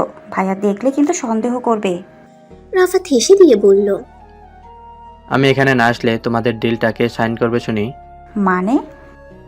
মানে আরিয়ানের ডিলটা আমাদের কোম্পানির সাথে হচ্ছে। সত্যি? হুম। হঠাৎ রাফাত আলিয়ার হাত ধরে এক টান দিয়ে নিজের বুকের সাথে মিশিয়ে নিল। আলিয়ার ঠোঁটের সাথে নিজের ঠোঁট হালকা ছুঁয়ে দিল। আলিয়া লজ্জা পেয়ে কিছুটা সরে গেল। কি করছো কি এসব রাফাত? আমার জানটাকে একটু আদর করলাম। হয়েছে হয়েছে এখন চলো যাওয়া যাক। মাইশা আমাকে না দেখলে পরে খোঁজাখুঁজি শুরু করবে। আরিয়ানের চোখ জোড়া মাইশাকে দেখার জন্য অধীর আগ্রহে অপেক্ষা করছিল। সেই মুহূর্তে মাইশা ভিতরে ঢুকলো। মাইশার দিকে অপলক দৃষ্টিতে তাকিয়ে আছে আরিয়ান। মাইশা ভিতরে ঢুকে দেখলো অনেকে কাপল ডান্স করছে। রাফাত তার এক হাত আলিয়ার দিকে বাড়িয়ে দিয়ে বলল, can I get the chance dance with my dream girl? Alia একটা মুচকি হেসে রাফাতের হাত ধরে সম্মতি জানালো। একটা স্টাফ এসে সবার হাতে পার্টি মাস্ক দিল, কারণ এইটাই পার্টির স্পেশাল রুলস। সবাইকে আজ পার্টি মাস্ক পরেই ডান্স করতে হবে। লাইটস অফ হয়ে গেল আর তখনই একজন ছেলে বলে উঠল, Hey guys, choose your partners and start your dance. সবাই যে যার মতো পার্টনার সিলেক্ট করে ডান্স করা শুরু করলো। মাইশা এক পাশে যে একটা চেয়ারে বসে আছে, মাইশার পাশে আরো কয়েকজন মেয়ে বসেছিল। কিছুক্ষণ পর ওদেরকে এসে কয়েকজন ছেলে ডান্স করতে প্রপোজাল দিতেই ওরাও ডান্স করতে চলে গেল। মাইশা এখন একাই বসে আছে। হঠাৎ মাস্ক পরা একজন লোক এসে মাইশার দিকে হাত বাড়িয়ে দিল। মাইশা উঠে দাঁড়ালো। হঠাৎ কেউ পিছন থেকে মাইশার হাত এক টান দিয়ে মাইশাকে নিজের বুকের সাথে মিশিয়ে নিল আর আঙ্গুল তুলে সামনে থাকা লোকটিকে বলল, she is my partner, so get out from hair. লোকটার গলার কণ্ঠ শুনে মাইশা বুঝতে পারলো এটা আরিয়ান। মাইশা আরিয়ানের দিকে তাকালো। আরিয়ানকে খুব সুন্দর লাগছিল দেখতে। গ্রে কালারের স্যুট, প্যান্ট, ভিতরে কালো কালারের শার্ট, স্পাইক করা চুল, সব মিলিয়ে দারুণ লাগছিল আরিয়ানকে। আরিয়ান মাইশার কোমর শক্ত করে জড়িয়ে ধরে বলল, কি রে, খুব শখ না অন্য কারোর সাথে ডান্স করার? আজ দেখবো তুই কত ডান্স করতে পারিস। ছাড়ো, কেউ দেখে ফেলবে। Just shut up. আরিয়ানের ধমক খেয়ে মাইশা আর কিচ্ছু বলল না। ওরা ডান্স করতে লাগলো। প্রায় 1 ঘন্টা ডান্স করার পরে মাইশা অনেকটা হাঁপিয়ে গেল। প্লিজ ছাড়ো আমাকে, আর ভালো লাগছে না। আরিয়ান মাইশাকে আরো কাছে টেনে চড়ে চেপে ধরে বলল, এইটুকুতে হাঁপিয়ে গেলে চলবে মাছরাঙা পাখি? তোর তো খুব শখ অন্য কারোর সাথে ডান্স করার, কর দেখি কত পারিস। দেখো, এটা তোমার ভুল ধারণা। আমি কারোর সাথে ডান্স করার মতো এটা তোমার ভুল ধারণা। আমি কারোর সাথে ডান্স করার জন্য মত দেইনি। লোকটা আমাকে অফার করেছিল, আমি না বলতেই যাচ্ছিলাম, তার আগেই তুমি এসে পড়েছিলে। কি শুনে কার কথা? আরিয়ান মাইশাকে জোর করে ধরে আবার নাচতে শুরু করলো। বেশ কিছুক্ষণ পর মাইশা আরিয়ানকে করুণ গলায় বলল, আমি আর পারছি না, প্লিজ। আরিয়ান মাইশার কানের কাছে মুখ নিয়ে বলল, তারপর থেকে কোনো ছেলের ধারে কাছে যাবার চেষ্টাও করবি না, কথাটা মাথায় রাখবি। আরিয়ান মাইশাকে ধরে নিয়ে একটা চেয়ারে বসালো। একটা ওয়েটারকে বলল 1 গ্লাস কোল্ড ড্রিঙ্কস দিয়ে দিতে। হঠাৎ আরিয়ানের ফোনটা বেজে উঠল। আরিয়ান ফোনে কথা বলার জন্য কিছুটা দূরে চলে গেল। আরিয়ান মাইশার কাছ থেকে চলে যেতেই পার্টিতে মাস্ক পরা একজন মাইশার দিকে তাকিয়ে একটা বাঁকা হাসি দিল। ওয়েটার কিছুক্ষণ পর মাইশাকে 1 গ্লাস কোল্ড ড্রিঙ্কস এনে দিল। কোল্ড ড্রিঙ্কসটা খেয়ে মাইশার কেমন যেন লাগছিল। মাইশার চোখের সামনে সব যেন খোলা খোলা দেখতে পাচ্ছিল। হঠাৎ পিছন থেকে কেউ মাইশার মুখ চেপে ধরে। মাইশা অনেক চেষ্টা করেও নিজের মুখ থেকে তার হাত সরাতে পারছিল না। টেবিলে রাখা গ্লাসের সাথে মাইশার হাত লেগে গ্লাসটা নিচে পড়ে ভেঙে যায়। কিন্তু ভিতরে মিউজিক চলছিল, এই জন্য গ্লাস ভাঙার শব্দ কারো কান পর্যন্ত পৌঁছায়নি। এমনকি ভিতরে অন্ধকার ছিল বিধায় কেউ বিষয়টাও খেয়াল করেনি। লোকটা মাইশার মুখ চেপে ধরে মাইশাকে জোর করে ওখান থেকে অন্যদিকে নিয়ে গেল। তখনই ওখানে আরিয়ান চলে আসে। আরিয়ান মাইশাকে ওখানে না দেখে এদিক সেদিক খোঁজাখুঁজি শুরু করে। আরিয়ান কয়েকবার মাইশার নাম ধরে ডাকলো, কিন্তু ভিতরে মিউজিক চলার কারণে আরিয়ানের ডাক আরিয়ানের কানেই ফিরে আসছিল। আরিয়ান মিউজিক অফ করে দিয়ে রুমের লাইটস অন করতে বলে। হঠাৎ রুমের লাইট অন করাতে লোকটা মাইশাকে নিয়ে পালাতে পারেনি। আরিয়ান দেখলো মুখোশ পরা একটা লোক মাইশার মুখ চেপে ধরে আছে আর মাইশাকে নিয়ে যাওয়ার জন্য টানা হেঁচড়া করছে। অবস্থা বেগতিক দেখে লোকটা মাইশাকে একটা ধাক্কা মেরে সেখান থেকে দৌড়ে চলে যায়। আরিয়ান অফিসের কয়েকটা স্টাফকে বলল লোকটার পিছু নিতে। রাফাত সহ ভিতরের কয়েকজন লোকটার পিছু নাই। আরিয়ান মাইশার কাছে গিয়ে দেখলো মাইশা সেন্সলেস হয়ে গেছে আর মাইশার কপাল ফেটে রক্ত পড়ছে। কোল্ড ড্রিঙ্কসটা খেয়ে মাইশার কিছুটা নেশা ধরে গিয়েছিল, তাই তাল সামলাতে না পেরে ও সেই লোকটার ধাক্কায় ওয়ালের সাথে গিয়ে বাড়ি খেয়েছিল। আরিয়ান দ্রুত মাইশাকে কোলে নিয়ে গাড়িতে তুলে হসপিটালের দিকে চলে যায়। রাফাত আর অফিসের কয়েকটা স্টাফ অনেক চেষ্টা করেও লোকটাকে ধরতে পারেনি। লোকটা দৌড়ে দ্রুত একটা গাড়িতে বসে চলে গিয়েছিল। আলিয়া বাহিরে রাফাতের জন্য অপেক্ষা করছিল। রাফাতকে দেখা মাত্রই আলিয়া জিজ্ঞেস করলো, লোকটাকে ধরতে পেরেছো? না, অনেক চেষ্টা করলাম কিন্তু পালিয়ে গেল। কিন্তু আমি এটা বুঝতে পারছি না, এরকম একটা পার্টিতে এরকম লোক ঢুকে কি করে। আচ্ছা, এটা নিয়ে পড়লে ভাইয়ার সাথে কথা বল। ভাইয়া মাইশাকে নিয়ে হসপিটালে গেছে, দ্রুত হসপিটালে চলো। হসপিটালে যাবার সঙ্গে সঙ্গে মাইশাকে ইমার্জেন্সি রুমে নেওয়া হলো। আরিয়ানের মাথায় কিছুই ঢুকছে না, কে বা কারা এবং কেন মাইশার ক্ষতি করতে চায়। শত্রুতা থাকলে আরিয়ানের সঙ্গে থাকার কথা, কারণ বিজনেস আরিয়ান করে, মাইশা নয়। শত্রুতা হবার কথা একমাত্র আরিয়ানের সাথে। মাইশাকে কেন তারা মাঝখান থেকে মারতে চাইছে সেটাই বুঝতে পারছে না আরিয়ান। কিছুক্ষণ পর ডক্টর এসে আরিয়ানকে বলল, she is out of danger. Aryan একটা স্বস্তি নিঃশ্বাস ফেলল। আচ্ছা, আমি কি ওর সঙ্গে দেখা করতে পারি? ওনার এখনো জ্ঞান ফেরেনি। আসলে মনে হচ্ছে ওনাকে কেউ নেশা জাতীয় দ্রব্য খাইয়েছিল এবং নেশা জাতীয় কোনো কিছু ওনার নাকে মুখে চেপে ধরেছিল, তাই তার ঘোর কাটতে সময় লাগবে। ঘন্টাখানেক পর ওনাকে বাসায় নিয়ে যেতে পারবেন। ডক্টরের কথা শুনে আরিয়ান যেন কিছুতেই হিসাব মেলাতে পারছে না। মাইশাকে কে নেশা জাতীয় কিছু খাওয়ালো, আর কেনই বা মাইশার নাকে মুখে নেশা জাতীয় কিছু চেপে ধরেছিল। কিছুক্ষণ পর রাফাত আর আলিয়া আসলো আরিয়ানের কাছে। রাফাতকে দেখেই আরিয়ান জিজ্ঞেস করলো, কিরে, লোকটাকে কি ধরতে পেরেছিলি? না রে, অনেক চেষ্টা করলাম কিন্তু ধরতে পারিনি। ও শিট, ড্যাম ইট। রাফাত আরিয়ানের কাঁধে হাত রেখে বলল। শোন, মাথা গরম করিস না।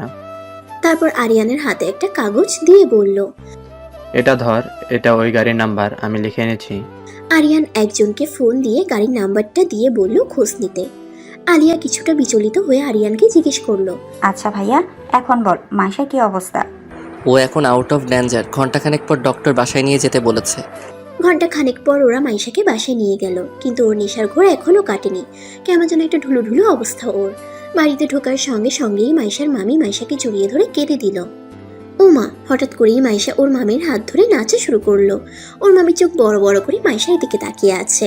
মাইশার মামি ওর সাথে নাচছে না দেখে মাইশা ফ্লোরে বসে পড়ে হাত পা ছিটিয়ে দিয়ে কাঁদতে কাঁদতে লাগলো। ঘরের সবার তো চোখ কপালে উঠে গেল মাইশার এই কাণ্ড দেখে। আলিয়া মাইশার কাছে গিয়ে মাইশাকে ওঠানোর চেষ্টা করলো। হঠাৎ মাইশা আলিয়ার চুল টেনে বলতে লাগলো, আলিয়া আমার সাথে নাচ না একটু, আমি নাচবো, দেখ আমি কত সুন্দর নাচ পারি। এই বলে মাইশা সবার সামনে উড়াধুরা নাচতে শুরু করলো। মাইশার এই কাণ্ড দেখে ওর মামা দ্রুত ওখান থেকে চলে গেল। ওর মামি আর আলিয়া মাইশাকে শান্ত করার অনেক চেষ্টা করলো, কিন্তু পারলো না। শেষে আরিয়ান আর সহ্য করতে না পেরে মাইশাকে জোরে একটা ধমক দিল। মাইশা বাচ্চা মানুষের মতো ভ্যা ভ্যা করে কেঁদে দিল। আরিয়ান মাইশার হাত চেপে ধরে বলল, চল ঘরে চল।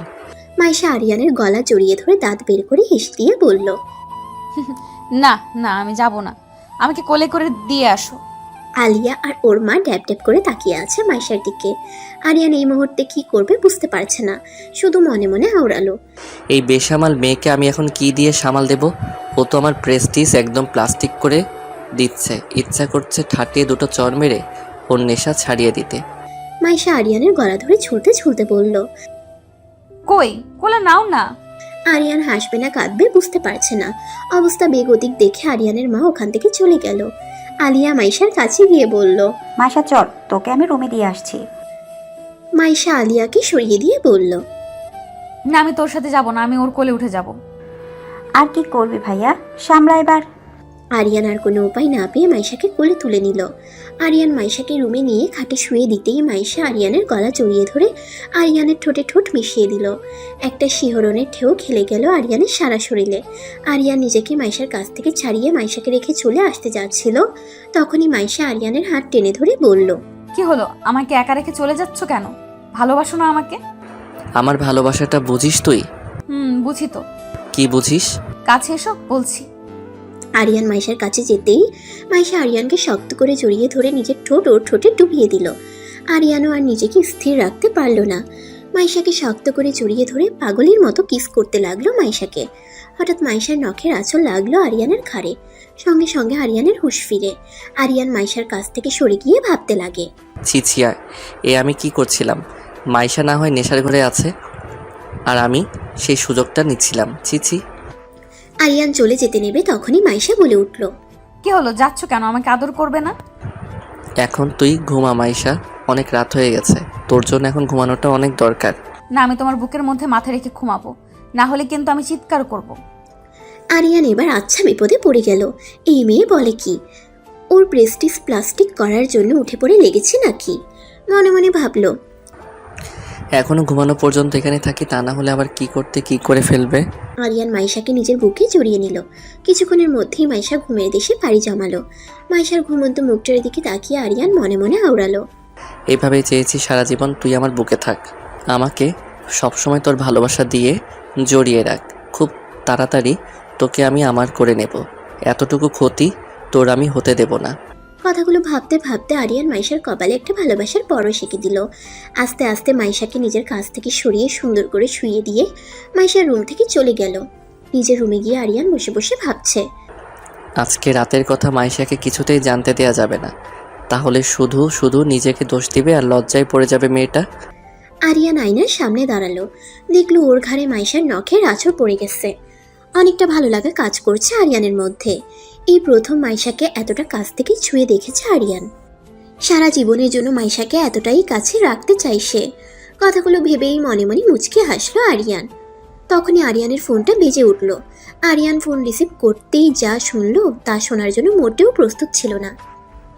আরিয়ান ফোন ধরা মাত্রই তার ইনফর্মার তারেক তাকে বলল, স্যার ওই গাড়িটা কেউ জঘন্যভাবে পুড়িয়ে ফেলেছে, তবে আমি যতটুকু খোঁজ নিয়ে জানতে পেরেছি ওই গাড়িটা। কথাটা বলেই তারেক থেমে গেল। আরিয়ান কিছুটা রাগান্বিত হয়ে বলল, কি হলো, থেমে গেলে কেন? আমি ভনিতা করা একদম পছন্দ করি না। তারেক আমতা আমতা করে বলল, স্যার ওই গাড়িটা আপনার বন্ধু রাফাত স্যারের। কথাটা শুনে আরিয়ানের যেন হুশ উড়ে গেল। আরিয়ান যেন নিজের কানকে বিশ্বাস করতে পারছে না। কি শুনলো সে? হোয়াট রাবিশ, কি যা তা বলছো তুমি এসব? তুমি কি ঠিকভাবে খোঁজ নিয়েছো নাকি খোঁজ না নিয়েই আমাকে ইনফরমেশন দিচ্ছ? না স্যার, আমি একদম ঠিক বলছি। আমি যখন গাড়িটা খোঁজ নিয়েছিলাম তখন গাড়িটা একদম ঠিক ছিল। গাড়িটা একটা গ্যারেজে রাখা ছিল। আমি ভেবেছিলাম আগামীকালকে আপনাকে সেই গাড়ির কাছে নিয়ে যাব, কিন্তু হঠাৎ খবর পাই গাড়িতে কেউ পেট্রোল ঢেলে আগুন লাগিয়ে দিয়েছে। ওকে, তুমি ওই গ্যারেজের মালিকের সাথে বা লেবারের সাথে কথা বলে দেখো কোনো তথ্য পাও কিনা। স্যার মালিক এখানে থাকে না, যে এই গ্যারেজটা দেখাশোনা করতো হঠাৎ করে সে মিসিং। কেউ তার খবর দিতে পারছে না সে কোথায় গেছে। আরিয়ানের মাথা যেন গোল গোল করে ঘুরছে। আরিয়ান আর কোনো কথা না বলে ফোন কেটে দিল। আরিয়ানের মাথায় কিছুই ঢুকছে না। এসব কি হচ্ছে তার সাথে? রাফাতের গাড়িতে করে মাইশাকে কিডন্যাপ করতে চাইলো। রাফাত আবার ওর গাড়ির নাম্বারই আরিয়ানকে দিল। সেই গাড়িটা কেউ পুড়িয়ে ফেললো। যার কাছ থেকে ইনফরমেশন পাওয়ার একটু আশা ছিল সেই গ্যারেজের লোকটাও পর্যন্ত মিসিং। কোনো কিছুরই হিসাব যেন মিলাতেই পারছে না আরিয়ান। তবে এই নিয়ে সকালেই রাফাতের সঙ্গে তার কথা বলতে হবে, তাহলে কিছুটা হলেও এর জট খুলবে। তবে মাইশাকে সব সময় আরিয়ানের চোখে চোখে রাখতে হবে। মাইশার কিছু হয়ে গেলে আরিয়ান একদম শেষ হয়ে যাবে। পরদিন সকালে মাইশার ঘুম ভাঙতেই মাইশা কেমন যেন একটা মাথা ঝিমঝিম আর মাথায় ব্যথা অনুভব করলো। মাইশা আস্তে আস্তে উঠে বসলো। মাইশা তার কপালে হাত দিতেই দেখলো ওর কপালে ব্যান্ডেজ করা। মাইশা অনেকটা ঘাবড়ে গেল। মাইশার কিছুই মনে পড়ছে না, কেন তার কপালে ব্যান্ডেজ করা আর সে কখন কিভাবে তার রুমে এলো। তার যতটুকু মনে আছে সে তো পার্টিতে ছিল আর কোল্ড ড্রিঙ্কস খেয়েছিল। তারপরে তার একটু মাথা ঝিমঝিম করছিল। তারপর আর কিছু মনে নেই মাইশার। মাইশা অনেকক্ষণ যাবৎ মনে করার চেষ্টা করলো, কিন্তু কিছুই মনে করতে পারলো না। তখনই মাইশার রুমে আলিয়া আসলো। কিরে মাইশা, এখন কি অবস্থা তোর? ভালো। আচ্ছা আলিয়া, আমি এখানে কি করে এলাম? আর আমার কপালে ব্যান্ডেজ করা কেন? কি হয়েছিল আমার? মাইশার কথা শুনে অনেকটা অবাক হলো আলিয়া। তবে আলিয়া এটা বুঝতে পারছে মাইশার কিছুই মনে নেই। আলিয়া একে একে সবকিছু বলল মাইশাকে। সব শুনে মাইশা কিছুক্ষণের জন্য থম মেরে রইল। মাইশা বুঝতে পারছে না কেন কেউ তার ক্ষতি করতে চাইছে। কি শত্রুতা তার মাইশার সাথে? কেন সে তার পিছনে পড়ে আছে? আলিয়া মাইশাকে আলতো করে ধাক্কা দিয়ে বলল, কিরে মাইশা, কি ভাবছিস? যা ফ্রেশ হয়ে আয়, মা টেবিলে নাস্তা দিচ্ছে, তুই এলেই একসাথে খাবো। আলিয়ার ডাকে ঘোর ভাঙে মাইশার। মাইশা ফ্রেশ হতে চলে যায়। কিছুক্ষণ পর মাইশা নাস্তার টেবিলে যায়। মাইশার মামি মাইশার দিকে নাস্তা এগিয়ে দিয়ে বলল, কি রে মাইশা, এখন ঠিক আছিস তো? কালকে যে খেলটা দেখালি তুই, তোদের ইয়াং জেনারেশনের এই একটাই দোষ, পার্টিতে গেলে ওইসব খেতে হয় তোদের। কথাগুলো শুনে মাইশা তার মামির দিকে অবাক হয়ে তাকিয়ে রইল। তার মামি কি বলছে কিছুই বুঝতে পারছে না মাইশা। কি এমন করলো মাইশা যে তার মামি তাকে এভাবে কথা শোনাচ্ছে? আলিয়া সঙ্গে সঙ্গে বলে উঠল, মা কি বলে যাচ্ছে, তখন থেকে খেতে দাও তো। তারপর ইশারা দিয়ে ওর মাকে থামতে বলল। মামি, তুমি এইভাবে আমার সাথে কথা বলছো কেন? কি করেছি আমি? বাদ দে তো মাইশা, মা মজা করছিল, মজাও বুঝিস না তুই? মাইশার মামি কোনো কথা না বলে কিছুটা রাগ দেখিয়ে ওখান থেকে চলে গেল। ওরা নাস্তা করতে শুরু করবে তখনই ওখানে আরিয়ান এলো। আরিয়ানকে দেখে আলিয়া বলে উঠল, কিরে ভাইয়া, তোর ঠোঁট ফুলে গেল কিভাবে? আর তোর গলায় ওগুলো কিসের দাগ? কথাটা শুনে আরিয়ান ভীষণ খেলো। আরিয়ান দ্রুত ঢকঢক করে এক গ্লাস পানি খেয়ে আলিয়াকে জোরে একটা ধমক দিয়ে বলল, খাবারের সময় এত কথা বলিস কেন রে? চুপচাপ খেতে পারিস না? যা বাবা, আমি আবার কি করলাম? আমি তো শুধু একটা কথা জিজ্ঞেস করলাম। আর একটা কথাও না বলে চুপচাপ খেয়ে ওঠ। মাইশাও ভালো করে খেয়াল করে দেখলো আরিয়ানের ঠোঁটটা ফুলে আছে আর গলায় কিছু আঁচড়ের দাগ। দেখে মনে হচ্ছে কারো নখের আঁচড়। মাইশার আর বুঝতে বাকি নেই এইগুলো কিভাবে হলো। আর কত মিথ্যা বলবে তুমি? আমার উপর খবরদারি দেখিয়ে অন্য মেয়ের জীবনে জড়িয়েছ। ছেলেরা এমনই হয়, ওদের ভেতরে এক আর বাহিরে আরেক। কথাগুলো ভাবতে ভাবতেই মাইশার চোখে পানি এসে জমা হলো। সবার নজর এড়িয়ে মাইশা চোখের পানিটা মুছে নিল। আরিয়ান তাড়াহুড়ো করে কোনো রকমে নাস্তা করে চলে যাচ্ছিল। তখনই আরিয়ানের মা পিছন থেকে ডাক দিয়ে বলল, কিরে আরিয়ান, তুই তো কিছুই খেলি না, আর এত তাড়াহুড়ো করে কোথায় যাচ্ছিস? আমার একটু কাজ আছে মা। আরিয়ান চলে যেতে নিয়ে ঘুরে দাঁড়িয়ে মাইশাকে বলল, মাইশা, তুই সুস্থ না হওয়া পর্যন্ত তোর অফিসে যেতে হবে না। আমি অন্য কাউকে দিয়ে কাজগুলো করিয়ে নেব। আর হ্যাঁ, আমার পারমিশন ছাড়া তুই এক পাও বাহিরে কোথাও যাবি না। কথাগুলো বলে আরিয়ান চলে গেল। মাইশার প্রচণ্ড রাগ হচ্ছে আরিয়ানের কথা শুনে। মাইশা ভাবছে, তুমি নিজেকে খুব চালাক মনে করো, তাই না? উপরে উপরে এমন ভাব দেখাও যেন আমাকে খুব কেয়ার করো, আর ভেতরে ভেতরে অন্য কারোর প্রতি আসক্ত হয়ে আছো। আমি চাই না তোমার এমন কেয়ার। আমি এখন থেকে আমার মতো করেই চলবো, আর তুমি তোমার মতো। আমার প্রতি কোনো রকম অধিকার ফলাতে দেব না তোমাকে। বুঝেন ঠেলা, যার জন্য করে চুরি সেই বলে চোর। যার জন্য আরিয়ানের ঠোঁট ফুললো, আছর খেলো, সে এখন আরিয়ানকে ভুল বুঝছে। এই হলো ভালোবাসার এক সমস্যা। এ ওকে সন্দেহ করে তো ও ওকে সন্দেহ করে। যাই হোক, ওরা যা মন চাই করুক, আমরা গল্পে ফিরি। আরিয়ান রাফাতের বাসায় গেল, গিয়ে শুনলো রাফাত বাসায় নেই। ওকে পুলিশ স্টেশনে ডেকেছে। আরিয়ান দ্রুত রাফাতের বাসা থেকে বেরিয়ে পুলিশ স্টেশনের দিকে চলে গেল। সেই পোড়া গাড়ির ভিতর পুলিশ একজনের পোড়া লাশ পেয়েছে। পুরো লাশটার এমন অবস্থা হয়েছে যে লাশটাকে কিছুতেই শনাক্ত করা যাচ্ছে না। পুলিশ লাশটাকে মর্গে পাঠিয়ে দিল। সমস্ত ফর্মালিটিস শেষ করে যদি লাশের পরিবারের কোনো সন্ধান পাওয়া যায় তাহলে লাশ তাদের কাছে হ্যান্ডওভার করবে, আর না হয় দাফন সম্পন্ন করে ফেলবে। আরিয়ান পুলিশ স্টেশনে গিয়ে দেখলো রাফাতকে পুলিশরা কোনো একটা বিষয়ে জেরা করছে। রাফাত আরিয়ানকে দেখা মাত্রই বলে উঠল, আরিয়ান, তুই এসেছিস? আমাকে বাঁচা ভাই, আমি দারুণভাবে ফেসে গেছি। কেন, কি হয়েছে? দেখ না ভাই, এরা কিসব বলছে। এরা বলছে আমার গাড়িতে নাকি কারো একটা পুরা লাশ পাওয়া গেছে। আমি তো এই ব্যাপারে কিছু জানি না। কি করে গাড়িটা ওখানে পৌঁছালো, কে গাড়িতে আগুন লাগিয়ে দিল, আর কিভাবে পুড়ে মারা গেল। আমি তো গাড়িটা ঠিক করার জন্য গ্যারেজে দিয়েছিলাম। বিশ্বাস কর, আমি কিছু জানি না এই ব্যাপারে। রাফাতের কথা শুনে তো আরিয়ান রীতিমতো ভরকে গেল। মানে কি বলছিস কি তুই এইসব? পুলিশ অফিসার সাব্বির রাফাতকে ধমকের স্বরে বলল, তাহলে আপনার গাড়িটা কি ওখানে হেঁটে হেঁটে গেছে? আরিয়ান পুরো বিষয়টা জানতে চাইল সাব্বিরের কাছে। সাব্বির বলল, সকালে একজন লোক থানায় ফোন দিয়ে বলল একটা গাড়ি এক জায়গায় পুড়ে পড়ে আছে, হয়তো বা রাত্রেবেলায় কেউ গাড়িতে আগুন লাগিয়ে দিয়েছিল। পুলিশ যখন গাড়িটা চেক করলো তখন তাতে একটা পুরো লাশ পাওয়া গেছে। আমরা খোঁজ নিয়ে জানতে পেরেছি সেই গাড়িটা মিস্টার রাফাতের। সুতরাং সেই হিসেবে ওনাকে আমরা জিজ্ঞাসাবাদ করছি।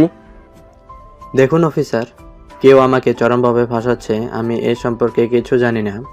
আমার গাড়িটায় সমস্যা দেখা দেওয়াতে আজকে প্রায় 1 সপ্তাহ যাবৎ আমার গাড়িটা গ্যারেজে সার্ভিসিংয়ের জন্য দিয়েছিলাম। তারপরে এর মধ্যে আর খবর নেওয়ার সময় পাইনি। আপনার যদি বিশ্বাস না হয় তাহলে ওই গ্যারেজের লোকজনের সাথে আপনি জিজ্ঞেস করে দেখতে পারেন। আপনি কি মনে করেন পুলিশ এতই বোকা? পুলিশকে এইসব শিখিয়ে দিতে হবে সে কখন কোন কাজ করবে? আশেপাশের সব গ্যারেজে খোঁজ নেওয়া হয়েছে, এমন কোনো গাড়ি মিসিং হয়নি কোনো গ্যারেজ থেকে। আরিয়ান যেন দর্শকের মতো সব খালি শুনছিল আর দেখছিল। আরিয়ান ভালো মতোই জানে সেই গ্যারেজ খুঁজে পেলেও তার কোনো তথ্য পাওয়া যাবে না, কারণ গ্যারেজের লোক মিসিং। আরিয়ান সাব্বিরকে বলল, নিশ্চয়ই কোথাও না কোথাও ভুল হচ্ছে। কেউ রাফাতকে ফাঁসাতে চাইছে। তা না হলে রাফাত কেন এই রকম একটা ভুলভাল কাজ করবে? কোনো না কোনো বড় ধরনের চক্রান্ত হচ্ছে এর পিছনে। আপনারা আপনাদের মতো ইনভেস্টিগেশন করুন, তারপর বাকিটা যা করার আপনারাই করবেন। সাব্বির রাফাতকে উদ্দেশ্য করে বলল, সেটা তো অবশ্যই করবো, কিন্তু সেই পর্যন্ত মিস্টার রাফাত আপনি এলাকা ছেড়ে কোথাও যাবেন না। আর যখনই ডাকবো তখনই আপনাকে এখানে আসতে হবে। এবার আপনি আসতে পারেন। ওরা ওখান থেকে চলে গেল। হাজারো চিন্তা আরিয়ানের মাথায় ঘুরপাক খাচ্ছে। তবে আরিয়ান এটা বুঝতে পারছে এই সব কিছুই মাইশাকে ঘিরেই হচ্ছে। কেউ একজন খুব শক্তভাবে কলকাঠি নাড়ছে তাদের পেছনে। কিন্তু কেন? এর উত্তরটাই আরিয়ানকে খুঁজে বের করতে হবে। মাইশা উদাস মনে ছাদে দাঁড়িয়ে আছে। মাসে কেউ নেই। আলিয়া গেছে ওর এক বান্ধবীর বাসায়, ওর মামা আর মামি গেছে ডাক্তারের কাছে, আর আরিয়ান তো এখনো বাসায় ফেরেনি। একা একা ভালো লাগছিল না, তাই মাইশা ছাদের এক কোণে এসে দাঁড়িয়ে আছে। আরিয়ানের ঠোঁটের ফোলা আর গলায় আঁচড়ের দাগ খুব ভাবাচ্ছে মাইশাকে। মাইশার মনের মধ্যে যেন ঝড় চলছে। এমন এক ঝড় যা মাইশা ইচ্ছা করলেও থামাতে পারছে না। মুহূর্তেই মাইশার চোখ দুটো ঝাপসা হয়ে এলো। হঠাৎ মাইশার মনে হলো ওর পিছনে কেউ দাঁড়িয়ে আছে। মাইশা পিছনে ঘুরে দেখলো আরিয়ান। আরিয়ানকে দেখেই মাইশা ওখানে আর এক মুহূর্তও না দাঁড়িয়ে মুখ ঘুরিয়ে চলে যাচ্ছিল। তখনই আরিয়ান মাইশার হাত ধরে ওর হাতে জোরে একটা টান দিয়ে আরিয়ানের কাছে নিয়ে আসলো। মাইশা আরিয়ানের বুকের উপর এসে পড়ল। আরিয়ান দেখলো মাইশার কপালে কিছু চুল এলোমেলো হয়ে সামনে এসে পড়েছে। আরিয়ান মাইশার কপালে আসা এলোমেলো চুলগুলো সরিয়ে দিয়ে বলল, কিরে, এইভাবে মুখ ঘুরিয়ে কোথায় চলে যাচ্ছিস? মাইশার মোটেও ইচ্ছা করছিল না আরিয়ানের সাথে কথা বলতে। মাইশা আরিয়ানের কাছ থেকে নিজেকে ছাড়ানোর চেষ্টা করলো, কিন্তু পারল না। আরিয়ান আরো শক্ত করে মাইশাকে চেপে ধরলো। ছাড়ো আমাকে, ছাড়ো বলছি। না, ছাড়বো না। গতকালকে রাত্রে তো ছাড়তেই চাচ্ছিলি না, আর এখন এমন করছিস কেন? মানে কি যাতা বলছো তুমি? কালকে রাতের কথা সব ভুলে গেলি? শোনো, গতকাল রাতে এমন কিছুই হয়নি যেটা আমাকে মনে রাখতে হবে। ও রিয়েলি? তাহলে তো তোকে একটু মনে করিয়ে দিতেই হয় গতকাল রাতের কথা। মানে? আরিয়ান আর কোনো কথা না বলে সোজা মাইশার ঠোঁটে নিজের ঠোঁট ডুবিয়ে দিল। মাইশা ওর হাত দিয়ে আরিয়ানের পিঠে কিল ঘুষিয়ে মারতে লাগলো। বেশ কিছুক্ষণ পর আরিয়ান মাইশাকে ছেড়ে দিল। মাইশা আরিয়ানকে ধাক্কা মেরে কিছুটা দূরে সরে গেল। খুব ঘৃণা হচ্ছে মাইশার আরিয়ানের প্রতি। কত মেয়ে লাগে আরিয়ানের জীবনে, এক মেয়েতে কি তৃপ্তি ওর হয় না? কালকে তো খুব মজা নিয়ে একজনের সাথে রোম্যান্স করেছে, আর আজকে মাইশা। ছেলেরা মনে হয় এমনই হয়।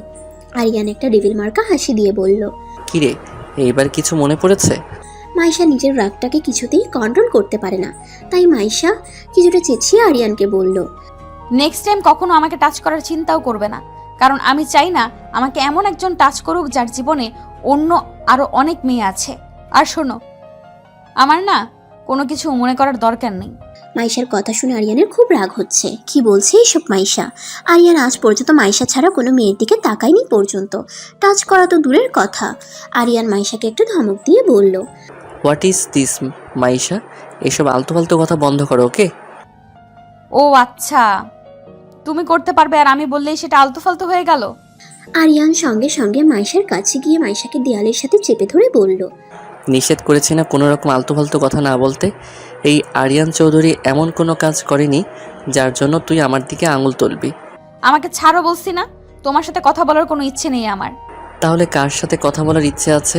ওই রিয়াদের সাথে? যার সাথে থাকুক না কেন, অন্ততপক্ষে তোমার সাথে নেই। চুপ, একদম চুপ। তোর সমস্ত কথা শুধুমাত্র আমার সাথে, এই আরিয়ান চৌধুরীর সাথে।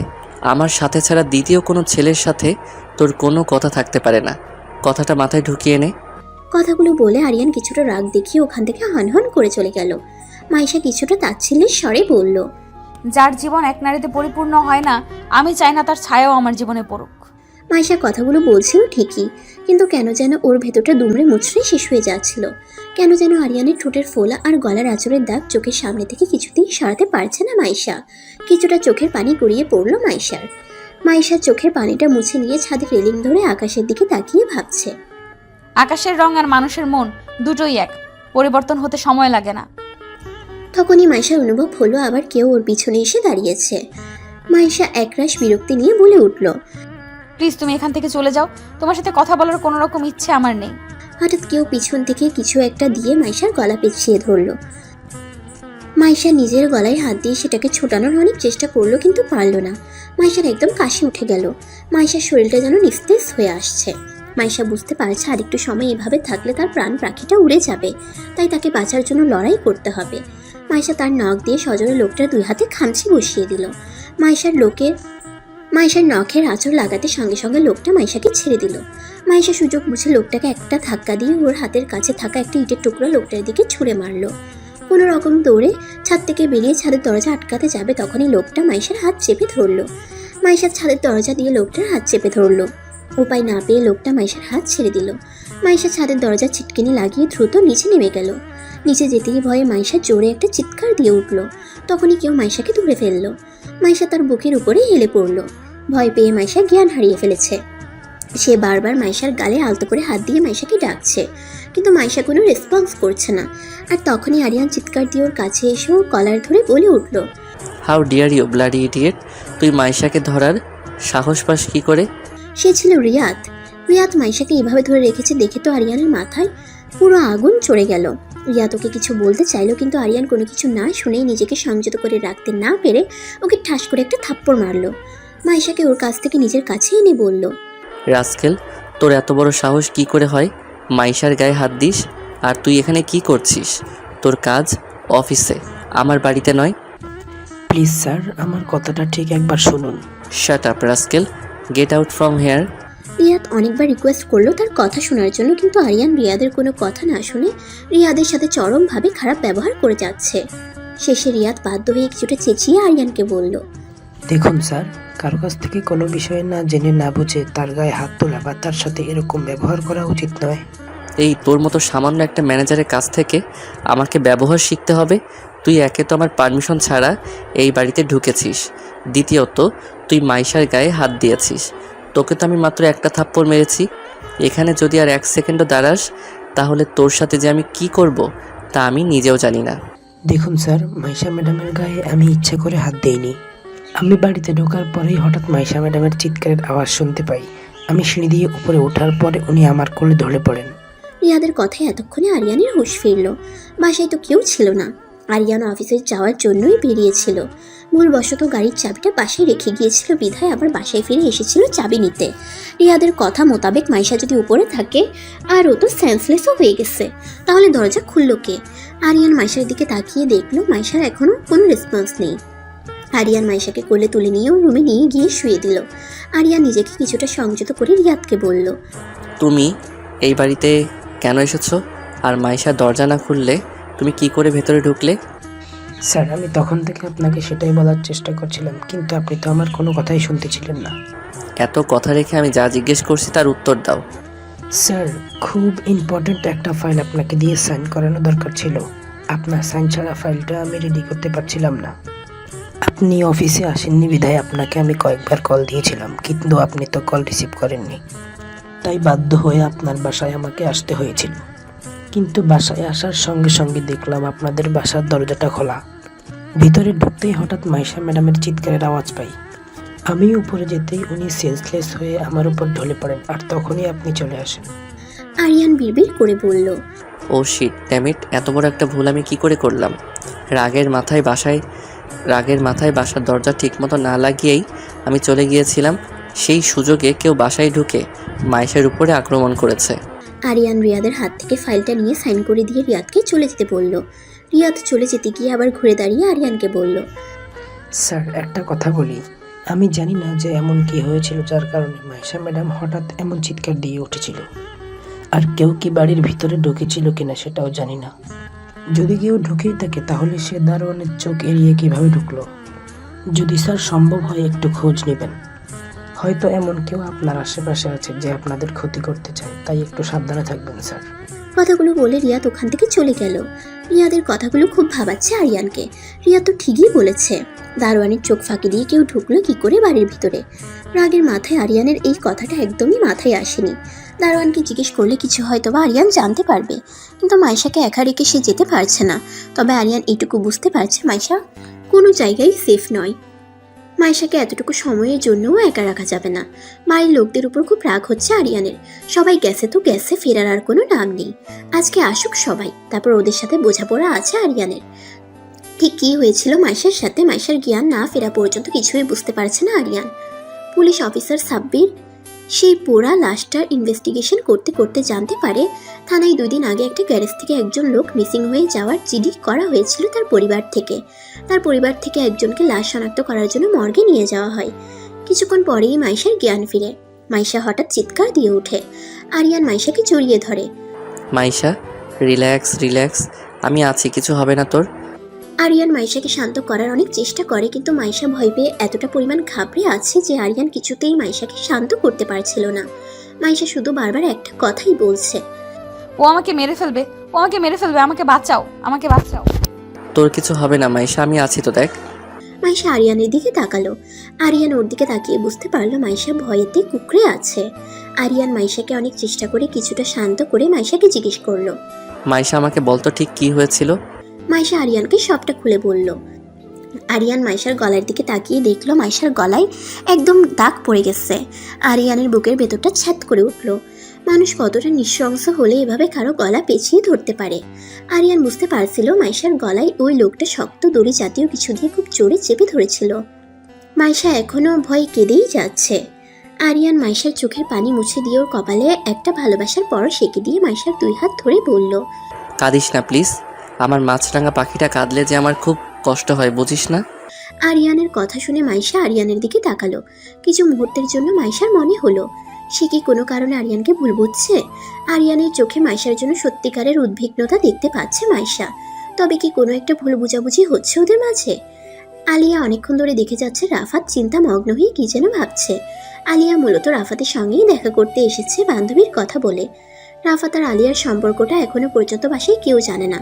রাফাত জানাতে চেয়েছিল কিন্তু আলিয়া নিষেধ করেছে। আলিয়ার পরীক্ষাটা শেষ হয়ে গেলেই বাসায় সবাইকে জানাবে আলিয়া। রাফাতের চিন্তায় চিন্তায় মাথা পুরো হ্যাং হয়ে যাচ্ছে। তার মাথায় কিছুই ঢুকছে না। কে কেন রাফাতকে ফাঁসাচ্ছে? কী লাভ রাফাতকে ফাঁসিয়ে তার? রাফাতকে এত চিন্তা ভাবনা অবস্থায় দেখে আলিয়া তাকে বলল, কি হয়েছে রাফাত তোমার? তুমি সেই কখন থেকে দেখছি চিন্তিত হয়ে কি যেন ভাবছো, তা এত কি ভাবছো বলতো আমায়? রাফাত আলিয়াকে কিছু বুঝতে না দিয়ে স্বাভাবিক হওয়ার চেষ্টা করে বলল, না তেমন কিছু না, বাদ দাও। আলিয়া রাফাতের হাত ধরে বলল, যদি কোনো প্রবলেমে পড়ে থাকো আমাকে নির্দ্বিধায় বিশ্বাস করে বলতে পারো। আমি তোমার পাশে আছি, ছিলাম, আমি তোমার পাশে ছিলাম, আছি আর সারা জীবন থাকবো। রাফাত ভাবছে, আমি কি করে বলবো আলিয়া তোমাকে যে আমার গাড়িতে কারো পোড়া লাশ পাওয়া গেছে? বলার মতো কিছু হলে তোমাকে অবশ্যই বলতাম। আমি তো নিজেই ব্যাঘ্রত হয়ে গেছি, তোমাকে আর কি বলবো। এই কি হলো তোমার? কি ভাবছো আবার? আলিয়ার ডাকে ঘোর ভাঙে রাফাতের। না কিছু না, আসলে ভাবছিলাম ব্যবসাটা কি করে আরো দূরে এগিয়ে নেওয়া যায়। এত ভেবো না তো, পরে দেখা যাবে। আমাকে ভুলে গিয়ে সারাদিন ব্যবসা নিয়ে পড়ে আছো। রাফাত খুব জোর করে তার ঠোঁটের কোণে কিছুটা হাসি আনার চেষ্টা করলো। আচ্ছা শোনো, এখন আমাকে উঠতে হবে, অনেকক্ষণ হয়েছে এসেছি। মাইশা বাসায় একা আছে, এমনিতেও শরীরটা ভালো না। আচ্ছা চলো, তোমাকে আমি এগিয়ে দিয়ে আসি। রাফাতকে আজকে আলিয়ার কাছে অন্যরকম লাগছে। অন্যান্য দিন আলিয়া যেতে চাইলেও রাফাত তাকে ছাড়তে চায় না, আরও কিছুক্ষণ থাকতে বলে। কিন্তু আজ আলিয়ার এক কথাতেই রাফাত ওকে যেতে দিতে চাইছে। আসলে রাফাতের হয়েছেটা কি?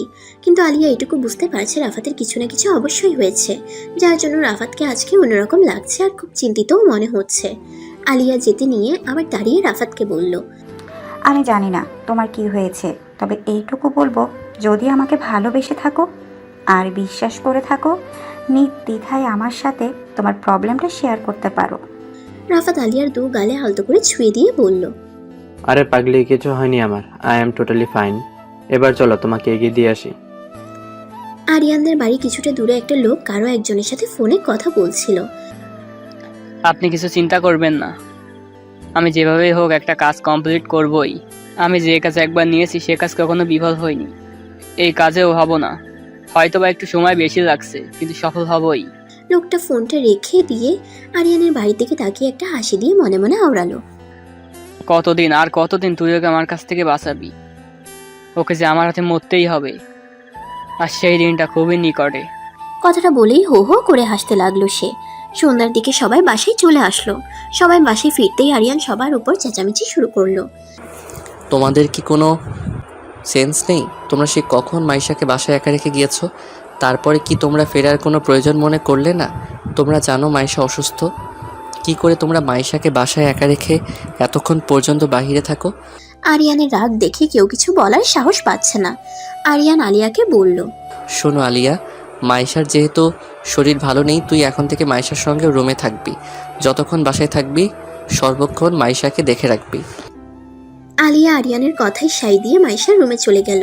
আরিয়ান দারোয়ানের সাথে কথা বলতে চলে গেল। মর্গ থেকে ফিরে একজন কনস্টেবল সাব্বিরকে বলল, স্যার ওনারা লাশটা আইডেন্টিফাই করতে পেরেছে। লাশটা ছেলেটার বাবার। ছেলেটা আপনার সাথে কথা বলতে চাচ্ছে। আচ্ছা, ওকে পাঠিয়ে দাও। ছেলেটা এসে সাব্বিরের সামনে বসলো। ছেলেটা কান্নারত কণ্ঠে বলল, স্যার আমার নাম মুরাদ। আমার বাবা ওই গ্যারেজে দেখাশোনা করতো। বাবা মিসিং হওয়ার আগের দিন রাত্রে কারোর একজনের ফোন পেয়ে বাসা থেকে বের হয়ে গেছিল। তারপর থেকে বাবাকে ফোনে আর পাইনি। আর আজকে যখন পেলাম তখন বাবার লাশ পেলাম। সাব্বির মুরাদকে একটা টিস্যু এগিয়ে দিয়ে বলল, নিজেকে সামলাও। আচ্ছা, তোমার বাবার সাথে কি কারো কোনো শত্রুতা ছিল? না স্যার, আমার বাবা অন্তত ভালো আর ভদ্র একজন মানুষ ছিল। কেন কেউ বাবার সাথে এমন করলো তা আমরা বুঝতে পারছি না স্যার। তোমার কি কাউকে সন্দেহ হয়? না স্যার, সন্দেহ করার মতো ওই রকম কেউ আমার জানার মধ্যে নেই। সাব্বির মুরাদের কাছ থেকে ওই গ্যারেজ সম্পর্কে কিছু ইনফরমেশন নিল আর মনে মনে ভাবলো, খুব জটিল একটা কেস এটা। একটা মানুষ রাত্রেবেলা আরো একজনের ফোন পেয়ে বাসা থেকে বের হয়ে গেল, তারপরে মিসিং, তারপর পুড়ে মারা গেল। একটু খুঁটিয়ে দেখতে হবে ব্যাপারটা আসলে ঠিক কি। আরিয়ান দেখলো দারোয়ান মতিন টেবিলের উপর মাথা দিয়ে ঘুমোচ্ছে। আরিয়ানের খুব রাগ হলো এই দৃশ্য দেখে। ওকে রাখা হয়েছে এই বাড়ি পাহারা দেওয়ার জন্য, এখন তো দেখছি ওকেই পাহারা দেওয়ার জন্য অন্য কাউকে রাখতে হবে। আরিয়ান তার হাত দিয়ে টেবিলের উপর জোরে একটা থাপ্পড় মারলো। সঙ্গে সঙ্গে লাফ দিয়ে উঠলো দারোয়ান।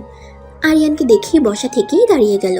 আরিয়ান কিছুটা রাগ দেখিয়ে ওকে বলল, এই তোমাকে কি বাড়ির পাহারা দেওয়ার জন্য রাখা হয়েছে নাকি ঘুমানোর জন্য রাখা হয়েছে? সরি স্যার, আমার তো কখনো এমন হয় না। কেন জানি আজকে আমার খুব ঘুম ঘুম পাচ্ছে, কিছুতেই চোখ টেনেই মেলতে পারছি না। কেন, আজকে ডিউটিতে আসার সময় কি ঘুমের ওষুধ খেয়ে এসেছিলে তাই চোখ মেলতে পারছো না?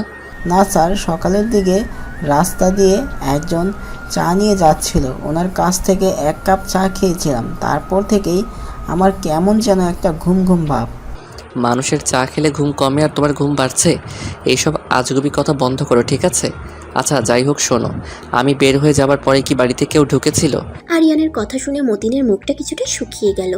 মতিন চুপ করে আছে, কোনো কথা বলছে না। আরিয়ান আরও একবার একই প্রশ্ন জিজ্ঞেস করলো, কিন্তু মতিন কোনো উত্তর দিল না।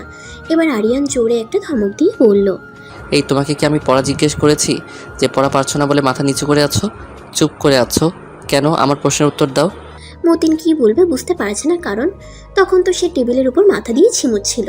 তারপরও ভয়ে ভয়ে আমতা আমতা করে বলল, আসলে স্যার তখন আমার একটু ঝিমুনি এসেছিল, বিদায় টেবিলের মাথায় দিয়ে ঝিমিয়ে পড়েছিলাম। স্টুপিড কোথাকার, এবার তোমার চাকরিটাও আমি ছিনিয়ে দেই। মতিন আরিয়ানের হাত পায়ে ধরে বলতে লাগলো, না স্যার, প্লিজ স্যার, এই কাজটা করবেন না স্যার, তাহলে আমার বউ ছেলে মেয়ে না খেতে পেয়ে মারা যাবে স্যার। আর কখনো এমন হবে না স্যার। হঠাৎ করে আরিয়ানের চোখ গেল গেটের দিকে। আরিয়ান দেখলো গেটটা কোনো রকমের লাগানো, গেটে কোনো তালা নেই। সঙ্গে সঙ্গে আরিয়ান মতিনকে একটা ধমক দিয়ে বলল, কোনো একটা কাজ তোমাকে দিয়ে ঠিক মতো হয় না। গেটে তালা মারোনি কেন? এই মুহূর্তে গেটে তালা মারো। আরিয়ানের কথা শুনে রীতিমতো ঘাবড়ে গেল মতিন। আসলে তালা যে কোথায় সে নিজেও জানে না। মতিন একটু ঢোক গিলে ঠোঁটটা একটু ভিজিয়ে কাঁপা কাঁপা গলায় বলল, স্যার আসলে আমি যখন চা খাবার জন্য গেট খুলেছিলাম, তারপর থেকে আমি আর গেটের তালা খুঁজে পাচ্ছি না। দারোয়ানের কথা শুনে প্রচণ্ড রাগ হচ্ছে আরিয়ানের। আরিয়ান জোরে একটা ছাড়ি মেরে দারোয়ানকে বলল, তুমি আসলে একটা ছাগল। এই তোমার ডিউটির নমুনা, গেটের তালা কোথায় আছে তা পর্যন্ত তুমি জানো না। কাল থেকে তোমার আর ডিউটি করতে হবে না, আমি নতুন দারোয়ান রেখে দিচ্ছি। মতিন আরিয়ানের হাতে পায়ে ধরে কান্নাকাটি শুরু করে দিল। শেষে আরিয়ান তাকে লাস্ট ওয়ার্নিং দিয়ে এবং নতুন তালা কেনার জন্য টাকা দিয়ে ওখান থেকে চলে গেল। আরিয়ান চলে যেতেই মতিন নিজেই নিজে 2 গালে 2 থাপ্পড় মেরে বলতে লাগলো, তুই আসলে একটা ভেড়া, তুই আসলে একটা ছাগল। কেউ তোকে চা খাইয়ে গাদা বানিয়ে ভিতরে ঢুকে গেল, আর তুই দারোয়ান হয়ে কিছুই বুঝতেই পারলি না। না না, এখন থেকে ঠিকমতো ডিউটি করতে হবে, তা না হলে কপালে খুব দুঃখ আছে আমার। দেখতে দেখতে প্রায় 2 দিন কেটে গেল। মাইশা এখন অনেকটা সুস্থ আর স্বাভাবিক। তাই মাইশা আজ থেকে আবার অফিসে জয়েন করবে। মাইশা অফিসে ঢুকতেই দেখলো সবাই কেমনভাবে জানি তাকাচ্ছে মাইশার দিকে। মাইশা এই সবে কোনো গুরুত্ব না দিয়ে নিজের কেবিনে ঢুকতে যাবে, তখনই শুনতে পেল কেউ ওকে নিয়ে কিছু কানাঘুষা করছিল। সেই দিনের পার্টির বিষয় নিয়ে সবাই মাইশাকেই দোষারোপ করছে। মাইশা কোনো কথা কানে না নিয়ে নিজের কাজে মন দিল। মাইশা নিজের কেবিনে কাজ করছিল, তখনই পিয়ন এসে বলল। ম্যাডাম স্যার আপনাকে ডাকছে। মাইশার এমনিতেই মন মানসিকতা ভালো নেই, তার উপরে আরিয়ান ডাকছে শুনে তার আরও বিরক্ত লাগলো। অবশ্যই আরিয়ান তার সাথে আবার কোনো না কোনো ফাজলামি শুরু করবে, তার জন্যই তাকে ডাকছে। আরিয়ানের তো একটাই কাজ, সারাক্ষণ ওর পিছনে লেগে থাকা। কিছুটা বিরক্তি নিয়ে আরিয়ানের রুমে গেল মাইশা। আরিয়ানের রুমের সামনে গিয়ে মাইশা দরজায় নক করলো। Yes coming. এই ফাইলগুলো কমপ্লিট করে আমাকে 1 ঘন্টার ভিতরে সাবমিট করবেন। আরিয়ান কিছু ফাইল মাইশার সামনে দিয়ে বলল। মাইশার ইচ্ছা করছিল আরিয়ানের চুলগুলো টেনে ছিঁড়ে ফেলতে। এই এতগুলো ফাইল 1 ঘন্টার মধ্যে সাবমিট? কি হলো, দাঁড়িয়ে আছেন কেন? ফাইলগুলো নিন আর দ্রুত কমপ্লিট করে আমাকে সাবমিট করুন। কেন রে, আমাকে দিয়ে তোর কাজগুলো না করিয়ে যে তোকে কিস করে, তোর ঠোঁট ফুলিয়ে দিয়েছিল, তাকে দিয়ে করে না? কত হাজার রূপ যে তোর তা তুই নিজেও জানিস না। শালা আইলার বাচ্চা, বাসায় গেলে কত ভালোবাসা দেখায়, আর অফিসে মনে হয় যেন ওর সাথে আমার কত জন্মের শত্রুতা। ডাইনোসর কোথাকার। মাইশা ফাইলগুলো নিয়ে ওর কেবিনের দিকে চলে গেল। মাইশা আরিয়ানের কেবিন থেকে চলে যেতেই আরিয়ান একটা হাসি দিয়ে বলল। তোকে আমি আর অন্য কিছু নিয়ে ভাবতে দেব না, সারাক্ষণ শুধু আমাকে নিয়েই ভাববি তুই। হঠাৎ আরিয়ানের ফোনে একটা কল আসলো। আরিয়ান ফোন রিসিভ করে বলল। কাগজগুলো তৈরি হয়ে গেছে। ওপাশ থেকে কিছু বলার প্রেক্ষিতে আরিয়ান বলল। Good, very good. যত দ্রুত সম্ভব কাজগুলো আমার কাছে নিয়ে এসো। আরিয়ান ফোনটা রেখে ওর হাতের কলমটা ঘোরাতে ঘোরাতে বলল।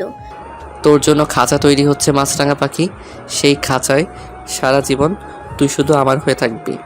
কথাটা বলেই হাসতে লাগলো। এদিকে সাব্বির ওই গ্যারেজে গিয়ে তদন্ত করে জানতে পারলো রাফাত ওই দিন ঠিকই বলেছিল। রাফাতের গাড়ি এই গ্যারেজে ছিল এবং এখান থেকেই মিসিং হয়েছে, কারণ রাফাতের গাড়ির নম্বর এখানকার রেজিস্টার খাতায় পেয়েছে সাব্বির। সাব্বিরকে দেখে ওই গ্যারেজের একজন লেবার সুমন প্রচণ্ড পরিমাণে ভয় পেয়ে গেল। ভয় পেয়ে সাব্বিরের চোখ এড়িয়ে পালাতে যাবে, তখনই সাব্বিরের সাথে আসা কনস্টেবল মিলন ওকে ধরে ফেলল। সাব্বির ওকে ঠাস ঠাস করে 2টা থাপ্পড় মেরে বলল। কিরে, কোথায় পালাচ্ছিলি? কথায় আছে জানিস তো, চোরের 10 দিন আর গৃহস্থের 1 দিন। সুমন কেঁদে কেঁদে বলল। বিশ্বাস করুন স্যার, আমি কিছু করিনি, আমি কিছু জানি না। বাহ, তুই তো খুব অ্যাডভান্স। এখনো কোনো প্রশ্নই জিজ্ঞাসা করলাম না আর উত্তর দিয়ে দিলি, তার মানে তুই সব কিছু জানিস। তারপর সাব্বির ওর হাতটা সুমনকে দেখিয়ে বলল। আমার এই হাতটা না খুব চুলকাচ্ছে জানিস তো, অনেকদিন ধরে কাউকে বেধড়ক মারতে পারে না, তাই ভাবছি তোকে দিয়ে শুরু করব। সুমন ভয় পেয়ে কাঁপা কাঁপা গলায় বলল। না স্যার, মারবেন না স্যার, আমি যা জানি সব সত্যি সত্যি বলবো আপনাকে। এই তো বুঝতে পেরেছিস তাহলে। তবে একটা কথা শুনে রাখ, আমার না মিথ্যে কথায় আবার বদ হজম হয়, আর আমার যদি একবার বদ হজম হয় তাহলে তোর যে কী অবস্থা হবে তা তুই নিজেও জানিস না। না স্যার, আমি সব সত্যি বলবো। আসলে স্যার, কিছুদিন আগে মাস্ক পরা একজন লোক এসে আমার কাছে 2-3 দিনের জন্য একটা গাড়ি ভাড়া চেয়েছিল।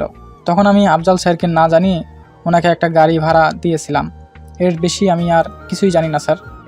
তুই মাস্ক পরা লোকটার কোনো ডিটেলস দিতে জানিস বা ওকে কি তুই দেখিসনি? না স্যার। না, এবার দেখছি আমার হাতটাকে কাজে লাগাতে হবে। আমার হাতটা এখন আরো বেশি চুলকাচ্ছে। এই বলে সাব্বির সুমনকে ঠাস ঠাস করে আরো কয়েকটা থাপ্পড় লাগিয়ে দিল। থাপ্পড় খেয়ে সুমন সাব্বিরের হাতে পায়ে ধরে বলতে লাগলো। বিশ্বাস করুন স্যার, আমি যা বলছি এর মধ্যে 1 বিন্দুও মিথ্যা নেই। আপনি আমাকে 1000 মারলেও আর একটা কথাও আমি আপনাকে বলতে পারবো না, কারণ এর বেশি আমি কিছুই জানি না। তাহলে আমাদেরকে দেখে পালাচ্ছিলি কেন? ভয়ে স্যার, কারণ আমি যখন মুরাদ ভাইয়ের কাছে শুনেছিলাম যে গাড়িটা মিসিং হয়েছে, সেই গাড়িতেই আফজাল স্যারের লাশ পাওয়া গেছে, তখন খুব ভয় পেয়েছিলাম। সুমনের কথা শুনে অনেকটাই অবাক হলো সাব্বির। এই গ্যারেজ থেকে যে গাড়ি মিসিং হয়েছে সেটা যদি মুরাদ জানে, তাহলে কেন সাব্বিরকে সে ওই দিন এই কথাটা বলল না? সাব্বির মনে মনে বলল, দাল মে কুছ কালা হে। এই মুরাদকে তো খুব ভালোভাবে দেখতে হচ্ছে। 1 ঘন্টা পর সমস্ত ফাইল রেডি করে মাইশা আরিয়ানের কেবিনে গেল। স্যার, সবগুলো ফাইল রেডি হয়ে গেছে। গুড, এখানে রাখুন। শুনুন, আমি এক জায়গায় যাব, আপনাকে আমার সঙ্গে যেতে হবে। কথাটা শুনে মাইশা চোখ মুখ খিচে আরিয়ানের দিকে তাকালো। ইঁদুর, বান্দর, কুত্তা, বিলাই আবারও আমাকে নিয়ে গাড়ির মধ্যে বসিয়ে রাখবি, তাই না? যাব না আজকে আমি তোর সাথে, তুই একাই যা। আসলে স্যার, আমার একটু কাজ ছিল, আমাকে আজকে দ্রুত বাসায় ফিরতে হবে, তাই আমি আপনার সাথে যেতে পারবো না। তোর যে বাসায় কি ঘোড়ার ডিমের কাজ আছে তা তো আমি ছাড়া আর কেউ জানে না। এখন তো গিয়েই সেই ছাই পচা কার্টুন দেখতে বসবি। দাঁড়া, তোকে দেখাচ্ছি কার্টুন। এত বড় সাহস আপনার, আপনি আমার মুখের উপর না করেন। আমি কিন্তু বেশি কথা বলা একদমই পছন্দ করি না। আমি আপনার বস, আপনি আমার পিএ, সুতরাং আমি যেখানে বলবো আপনাকে ঠিকই সেখানেই যেতে হবে। কিন্তু আরিয়ান ওকে একটা ধমক দিয়ে বলল, আমি যা বলেছি তাই করুন, ওকে? ডাইনোসরের বাচ্চা, দেখিস তোর কোনোদিনও ভালো হবে না। মাইশা একটা ভেঙচি মেরে ওখান থেকে চলে গেল। কিছুক্ষণ পর মাইশা আর আরিয়ান অফিস থেকে বেরিয়ে গেল। ওরা অফিস থেকে বেরিয়ে যেতেই অফিসের কিছু লোক নিজেদের মধ্যে বলাবলি করতে লাগলো। এই মাইশার যে কতগুলো ছেলে লাগে তা ও নিজেও জানে না। আর আমাদের বয়স হয়েছে আরেক, মাইশা ছাড়া কি অন্য কোনো পিয়ে সে পেল না, মাইশাইকেই ডাকতে হলো। তখনই নীরা বলে উঠল, আমি কি মাইশার থেকে কোনো দিক থেকে কম? কিন্তু স্যারে তো আমাকে চোখেই পড়ে না, সে তো সবসময় মাইশাকে নিয়ে ব্যস্ত করে থাকে। আমার দিকে যদি একটু নজর দিত আমার জীবনটা ধন্য হয়ে যেত। সীমা কথাগুলো শুনে হাসতে হাসতে নীরাকে বলল, নীরা, তুমি না একটা কাজ করো, জেগে জেগে স্বপ্ন দেখো, কারণ স্যার কখনো তোমার দিকে তাকাবেও না, আর তোমার জীবনটাও ধন্য হবে না। তার থেকে বরং জেগে জেগে স্বপ্ন দেখো, একটু যদি স্বপ্নে তোমার জীবনটা ধন্য হতে পারে। নিজের বন্ধুর হয়ে সাফাই গাইছো? অবশ্য নিজের যোগ্যতা ছাড়া অন্যজনের সুপারিশে চাকরি হলে যা হয় আর কি। ওই রকম একজন বন্ধু পেতেও না যোগ্যতা লাগে, যা তোমার নেই। আর একটা কথা ভুলে যেও না, এই অফিসে আমি তোমার উপরে লেভেলে আছি, সুতরাং ভদ্রভাবে সম্মান দিয়ে কথা বলবে, ওকে? কথাগুলো বলে সীমা ওখান থেকে চলে গেল। সীমা চলে যেতেই নীরা নিজে নিজে বলে উঠল, ইস, একবার যদি স্যার আমার দিকে তাকাতো, আমি না তোর থেকে অনেক উপরে চলে যেতাম। তখন আমিও বলতাম, ভদ্রভাবে কথা বলো, আমি তোমার থেকে অনেক অনেক উপরে লেভেলে আছি। আরিয়ান থানার সামনে এসে গাড়ি দাঁড় করালো। আরিয়ানকে থানায় আসতে দেখে মাইশা বলল, এই কি স্যার, আপনি থানায় আসলেন কেন? ভিতরে চলো, গেলেই বুঝতে পারবি। মাইশা আর আরিয়ান থানার ভেতরে চলে গেল। গিয়ে দেখলো ওখানে রাফাতও আছে। রাফাতকে ওখানে দেখে মাইশা অবাক হলো। মাইশা রাফাতকে জিজ্ঞেস করলো, এ কি রিফাত ভাই, আপনি এখানে? মাইশাকে দেখে রাফাত অনেক নার্ভাস হয়ে গেল। রাফাত ভাবছে, এ কি মাইশা এখানে কেন? মাইশা যদি কিছু জানতে পারে তাহলে তো কথাটা আলিয়ার কাছে চলে যাবে, আর আলিয়া জানতে পারলে আমাকে অনেক ভুল বুঝবে। কি হবে এখন? রাফাত নিজেকে কিছুটা স্বাভাবিক করে বলল, না মাইশা, একটু কাজ ছিল তো তাই আসলাম, এই আর কি। মাইশাকে দেখে সাব্বিরের কেন যেন খুব চেনা চেনা লাগলো, কিন্তু কিছুতেই মনে করতে পারছিল না সাব্বির। আরিয়ান সাব্বিরকে মাইশার সঙ্গে ঘটে যাওয়া এতদিনের সমস্ত ঘটনা বলল। সব শুনে সাব্বির বলল, আপনার কাছ থেকে সব শুনে আমি এতটুকু বুঝলাম, এই গাড়িটা মিসিং হওয়া, ওই লোকটা বেশি হওয়া, গাড়িটা পুড়ে যাওয়া, গাড়িতে পোড়া লাশ পাওয়া, আর মাইশের সঙ্গে ঘটে যাওয়ার সমস্ত ঘটনা আমার মনে হচ্ছে কোনো না কোনো দিক থেকে একই সুতোয় গাঁথা। সাব্বিরের মুখে কথাটা শুনে ওরা একে অপরের দিকে তাকাচ্ছে। মাইশা গাড়ি পোড়া আর পোড়া লাশের কথা শুনে কিছুটা ভরকে গেল। সঙ্গে সঙ্গে বলে উঠল, পোড়া গাড়ি, পোড়া লাশ মানে? আর এর সাথে আমার কি সম্পর্ক? সম্পর্ক অবশ্যই আছে, সেটা তো তদন্ত সাপেক্ষে বোঝা যাবে। তবে আমার সিক্স সেন্স আমাকে যতটা বললো আমি আপনাদেরকে তাই বললাম।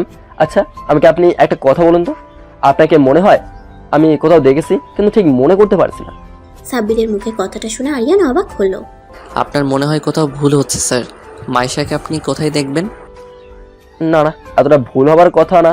ওকে, আমি অবশ্যই কোথাও না কোথাও দেখেছি, তা না হলে প্রথম দেখাতে একজন লোককে এত চেনা চেনা মনে হবার কথা নয়। কত মানুষকে তো আমি প্রতিদিন দেখি, কিন্তু কাউকে তো এত চেনা চেনা লাগে না। তবে কেন এই মেয়েটাকে দেখার পর আমার এত চেনা চেনা লাগছে?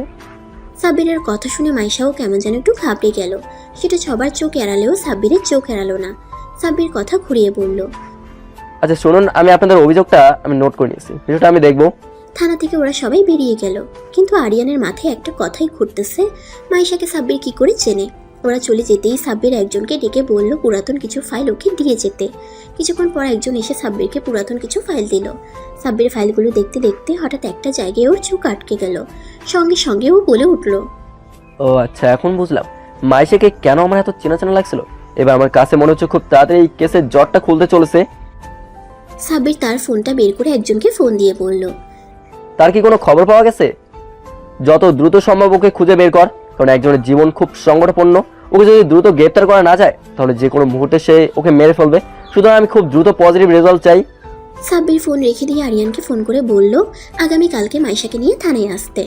মাইশা ছাদে দাঁড়িয়ে আছে, হালকা ঠান্ডা একটা বাতাস তুলে তুলে তার শরীরটাকে তুলিয়ে দিচ্ছে। বাতাসটা খুব ভালো লাগছে মাইশার। তবে সাব্বিরের কথাটা বারবার মাথার মধ্যে ঘুরপাক খাচ্ছে মাইশার। সাব্বির মাইশাকে মনে করতে না পারলেও মাইশা ঠিকই সাব্বিরকে মনে আছে। মাইশা চায় না পুরাতন সেই অধ্যায়টা মাইশার জীবনে আবার ফিরে আসুক।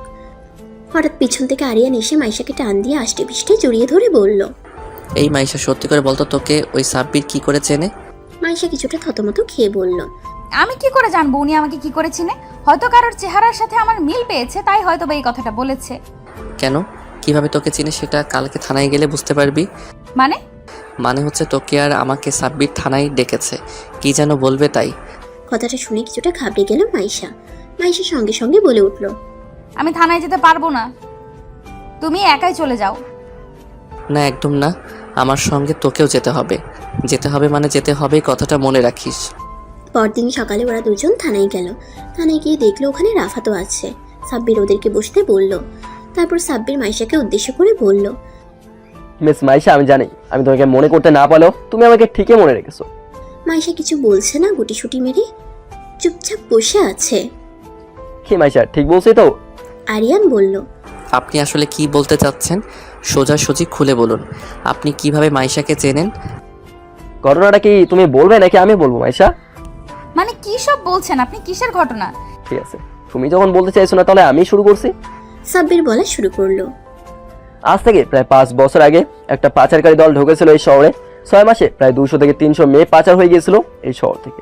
বিভিন্ন জায়গায় রেড অ্যালার্ট জারি করা হয়েছিল ওই পাচারকারীদেরকে ধরার জন্য, কিন্তু পুলিশ কিছুতেই সাকসেস হচ্ছিল না। হঠাৎ একদিন একটা মেয়ে দৌড়ে এসে বলল তার এক বান্ধবীকে কিছু লোক ধরে নিয়ে গেছে। সে কোনো রকমে পালিয়ে থানায় চলে এসেছে, বিদায় তাকে ধরতে পারেনি। আমি সঙ্গে সঙ্গে কন্ট্রোলে জানিয়ে দিয়েছিলাম সবাইকে সতর্ক থাকতে। সর্বশেষে দীর্ঘদিনের প্রচেষ্টায় আর ওই মেয়েটার সাহায্যে আমরা সেই পাচারকারীদের ডান হাতকে ধরতে পারি আর ওই মেয়েটাকেও উদ্ধার করতে পারি।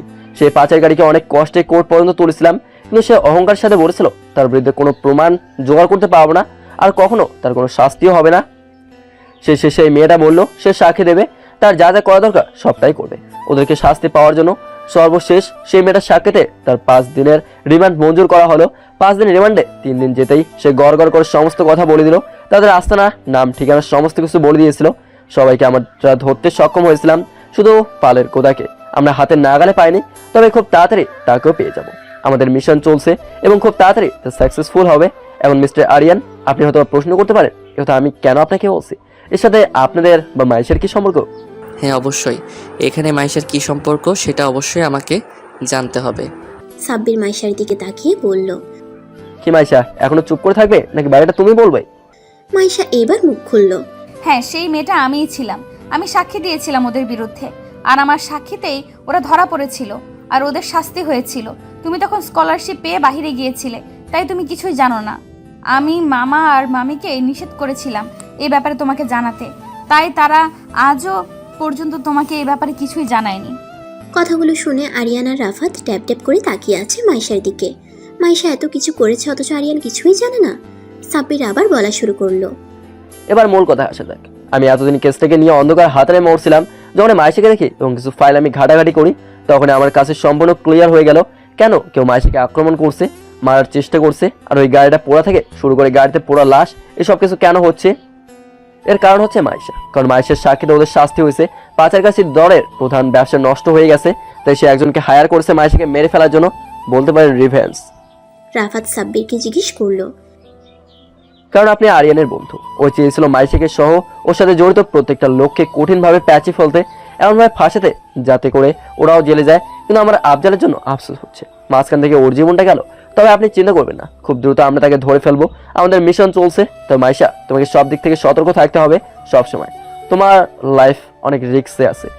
কিছুদিন পর পুলিশের অনেক প্রচেষ্টায় শেষ পর্যন্ত পাচারকারী দলের প্রধানকে পেয়েছিল পুলিশ, কিন্তু দুর্ভাগ্যবশত পুলিশের চোখ ফাঁকি দিয়ে পালিয়ে গেছে। সঙ্গে সঙ্গে সাব্বির মাইশা আর আরিয়ানকে সতর্ক করে দিল যেন তারা সতর্ক থাকে, কারণ সে আবার তার তাণ্ডব শুরু করবে মাইশা আর তার কাছের মানুষগুলোর উপর। কি হতে চলেছে জানতে হলে সিজন 2 এর জন্য অপেক্ষা করুন। ভালো থাকবেন সবাই। আল্লাহ হাফেজ। সমাপ্ত।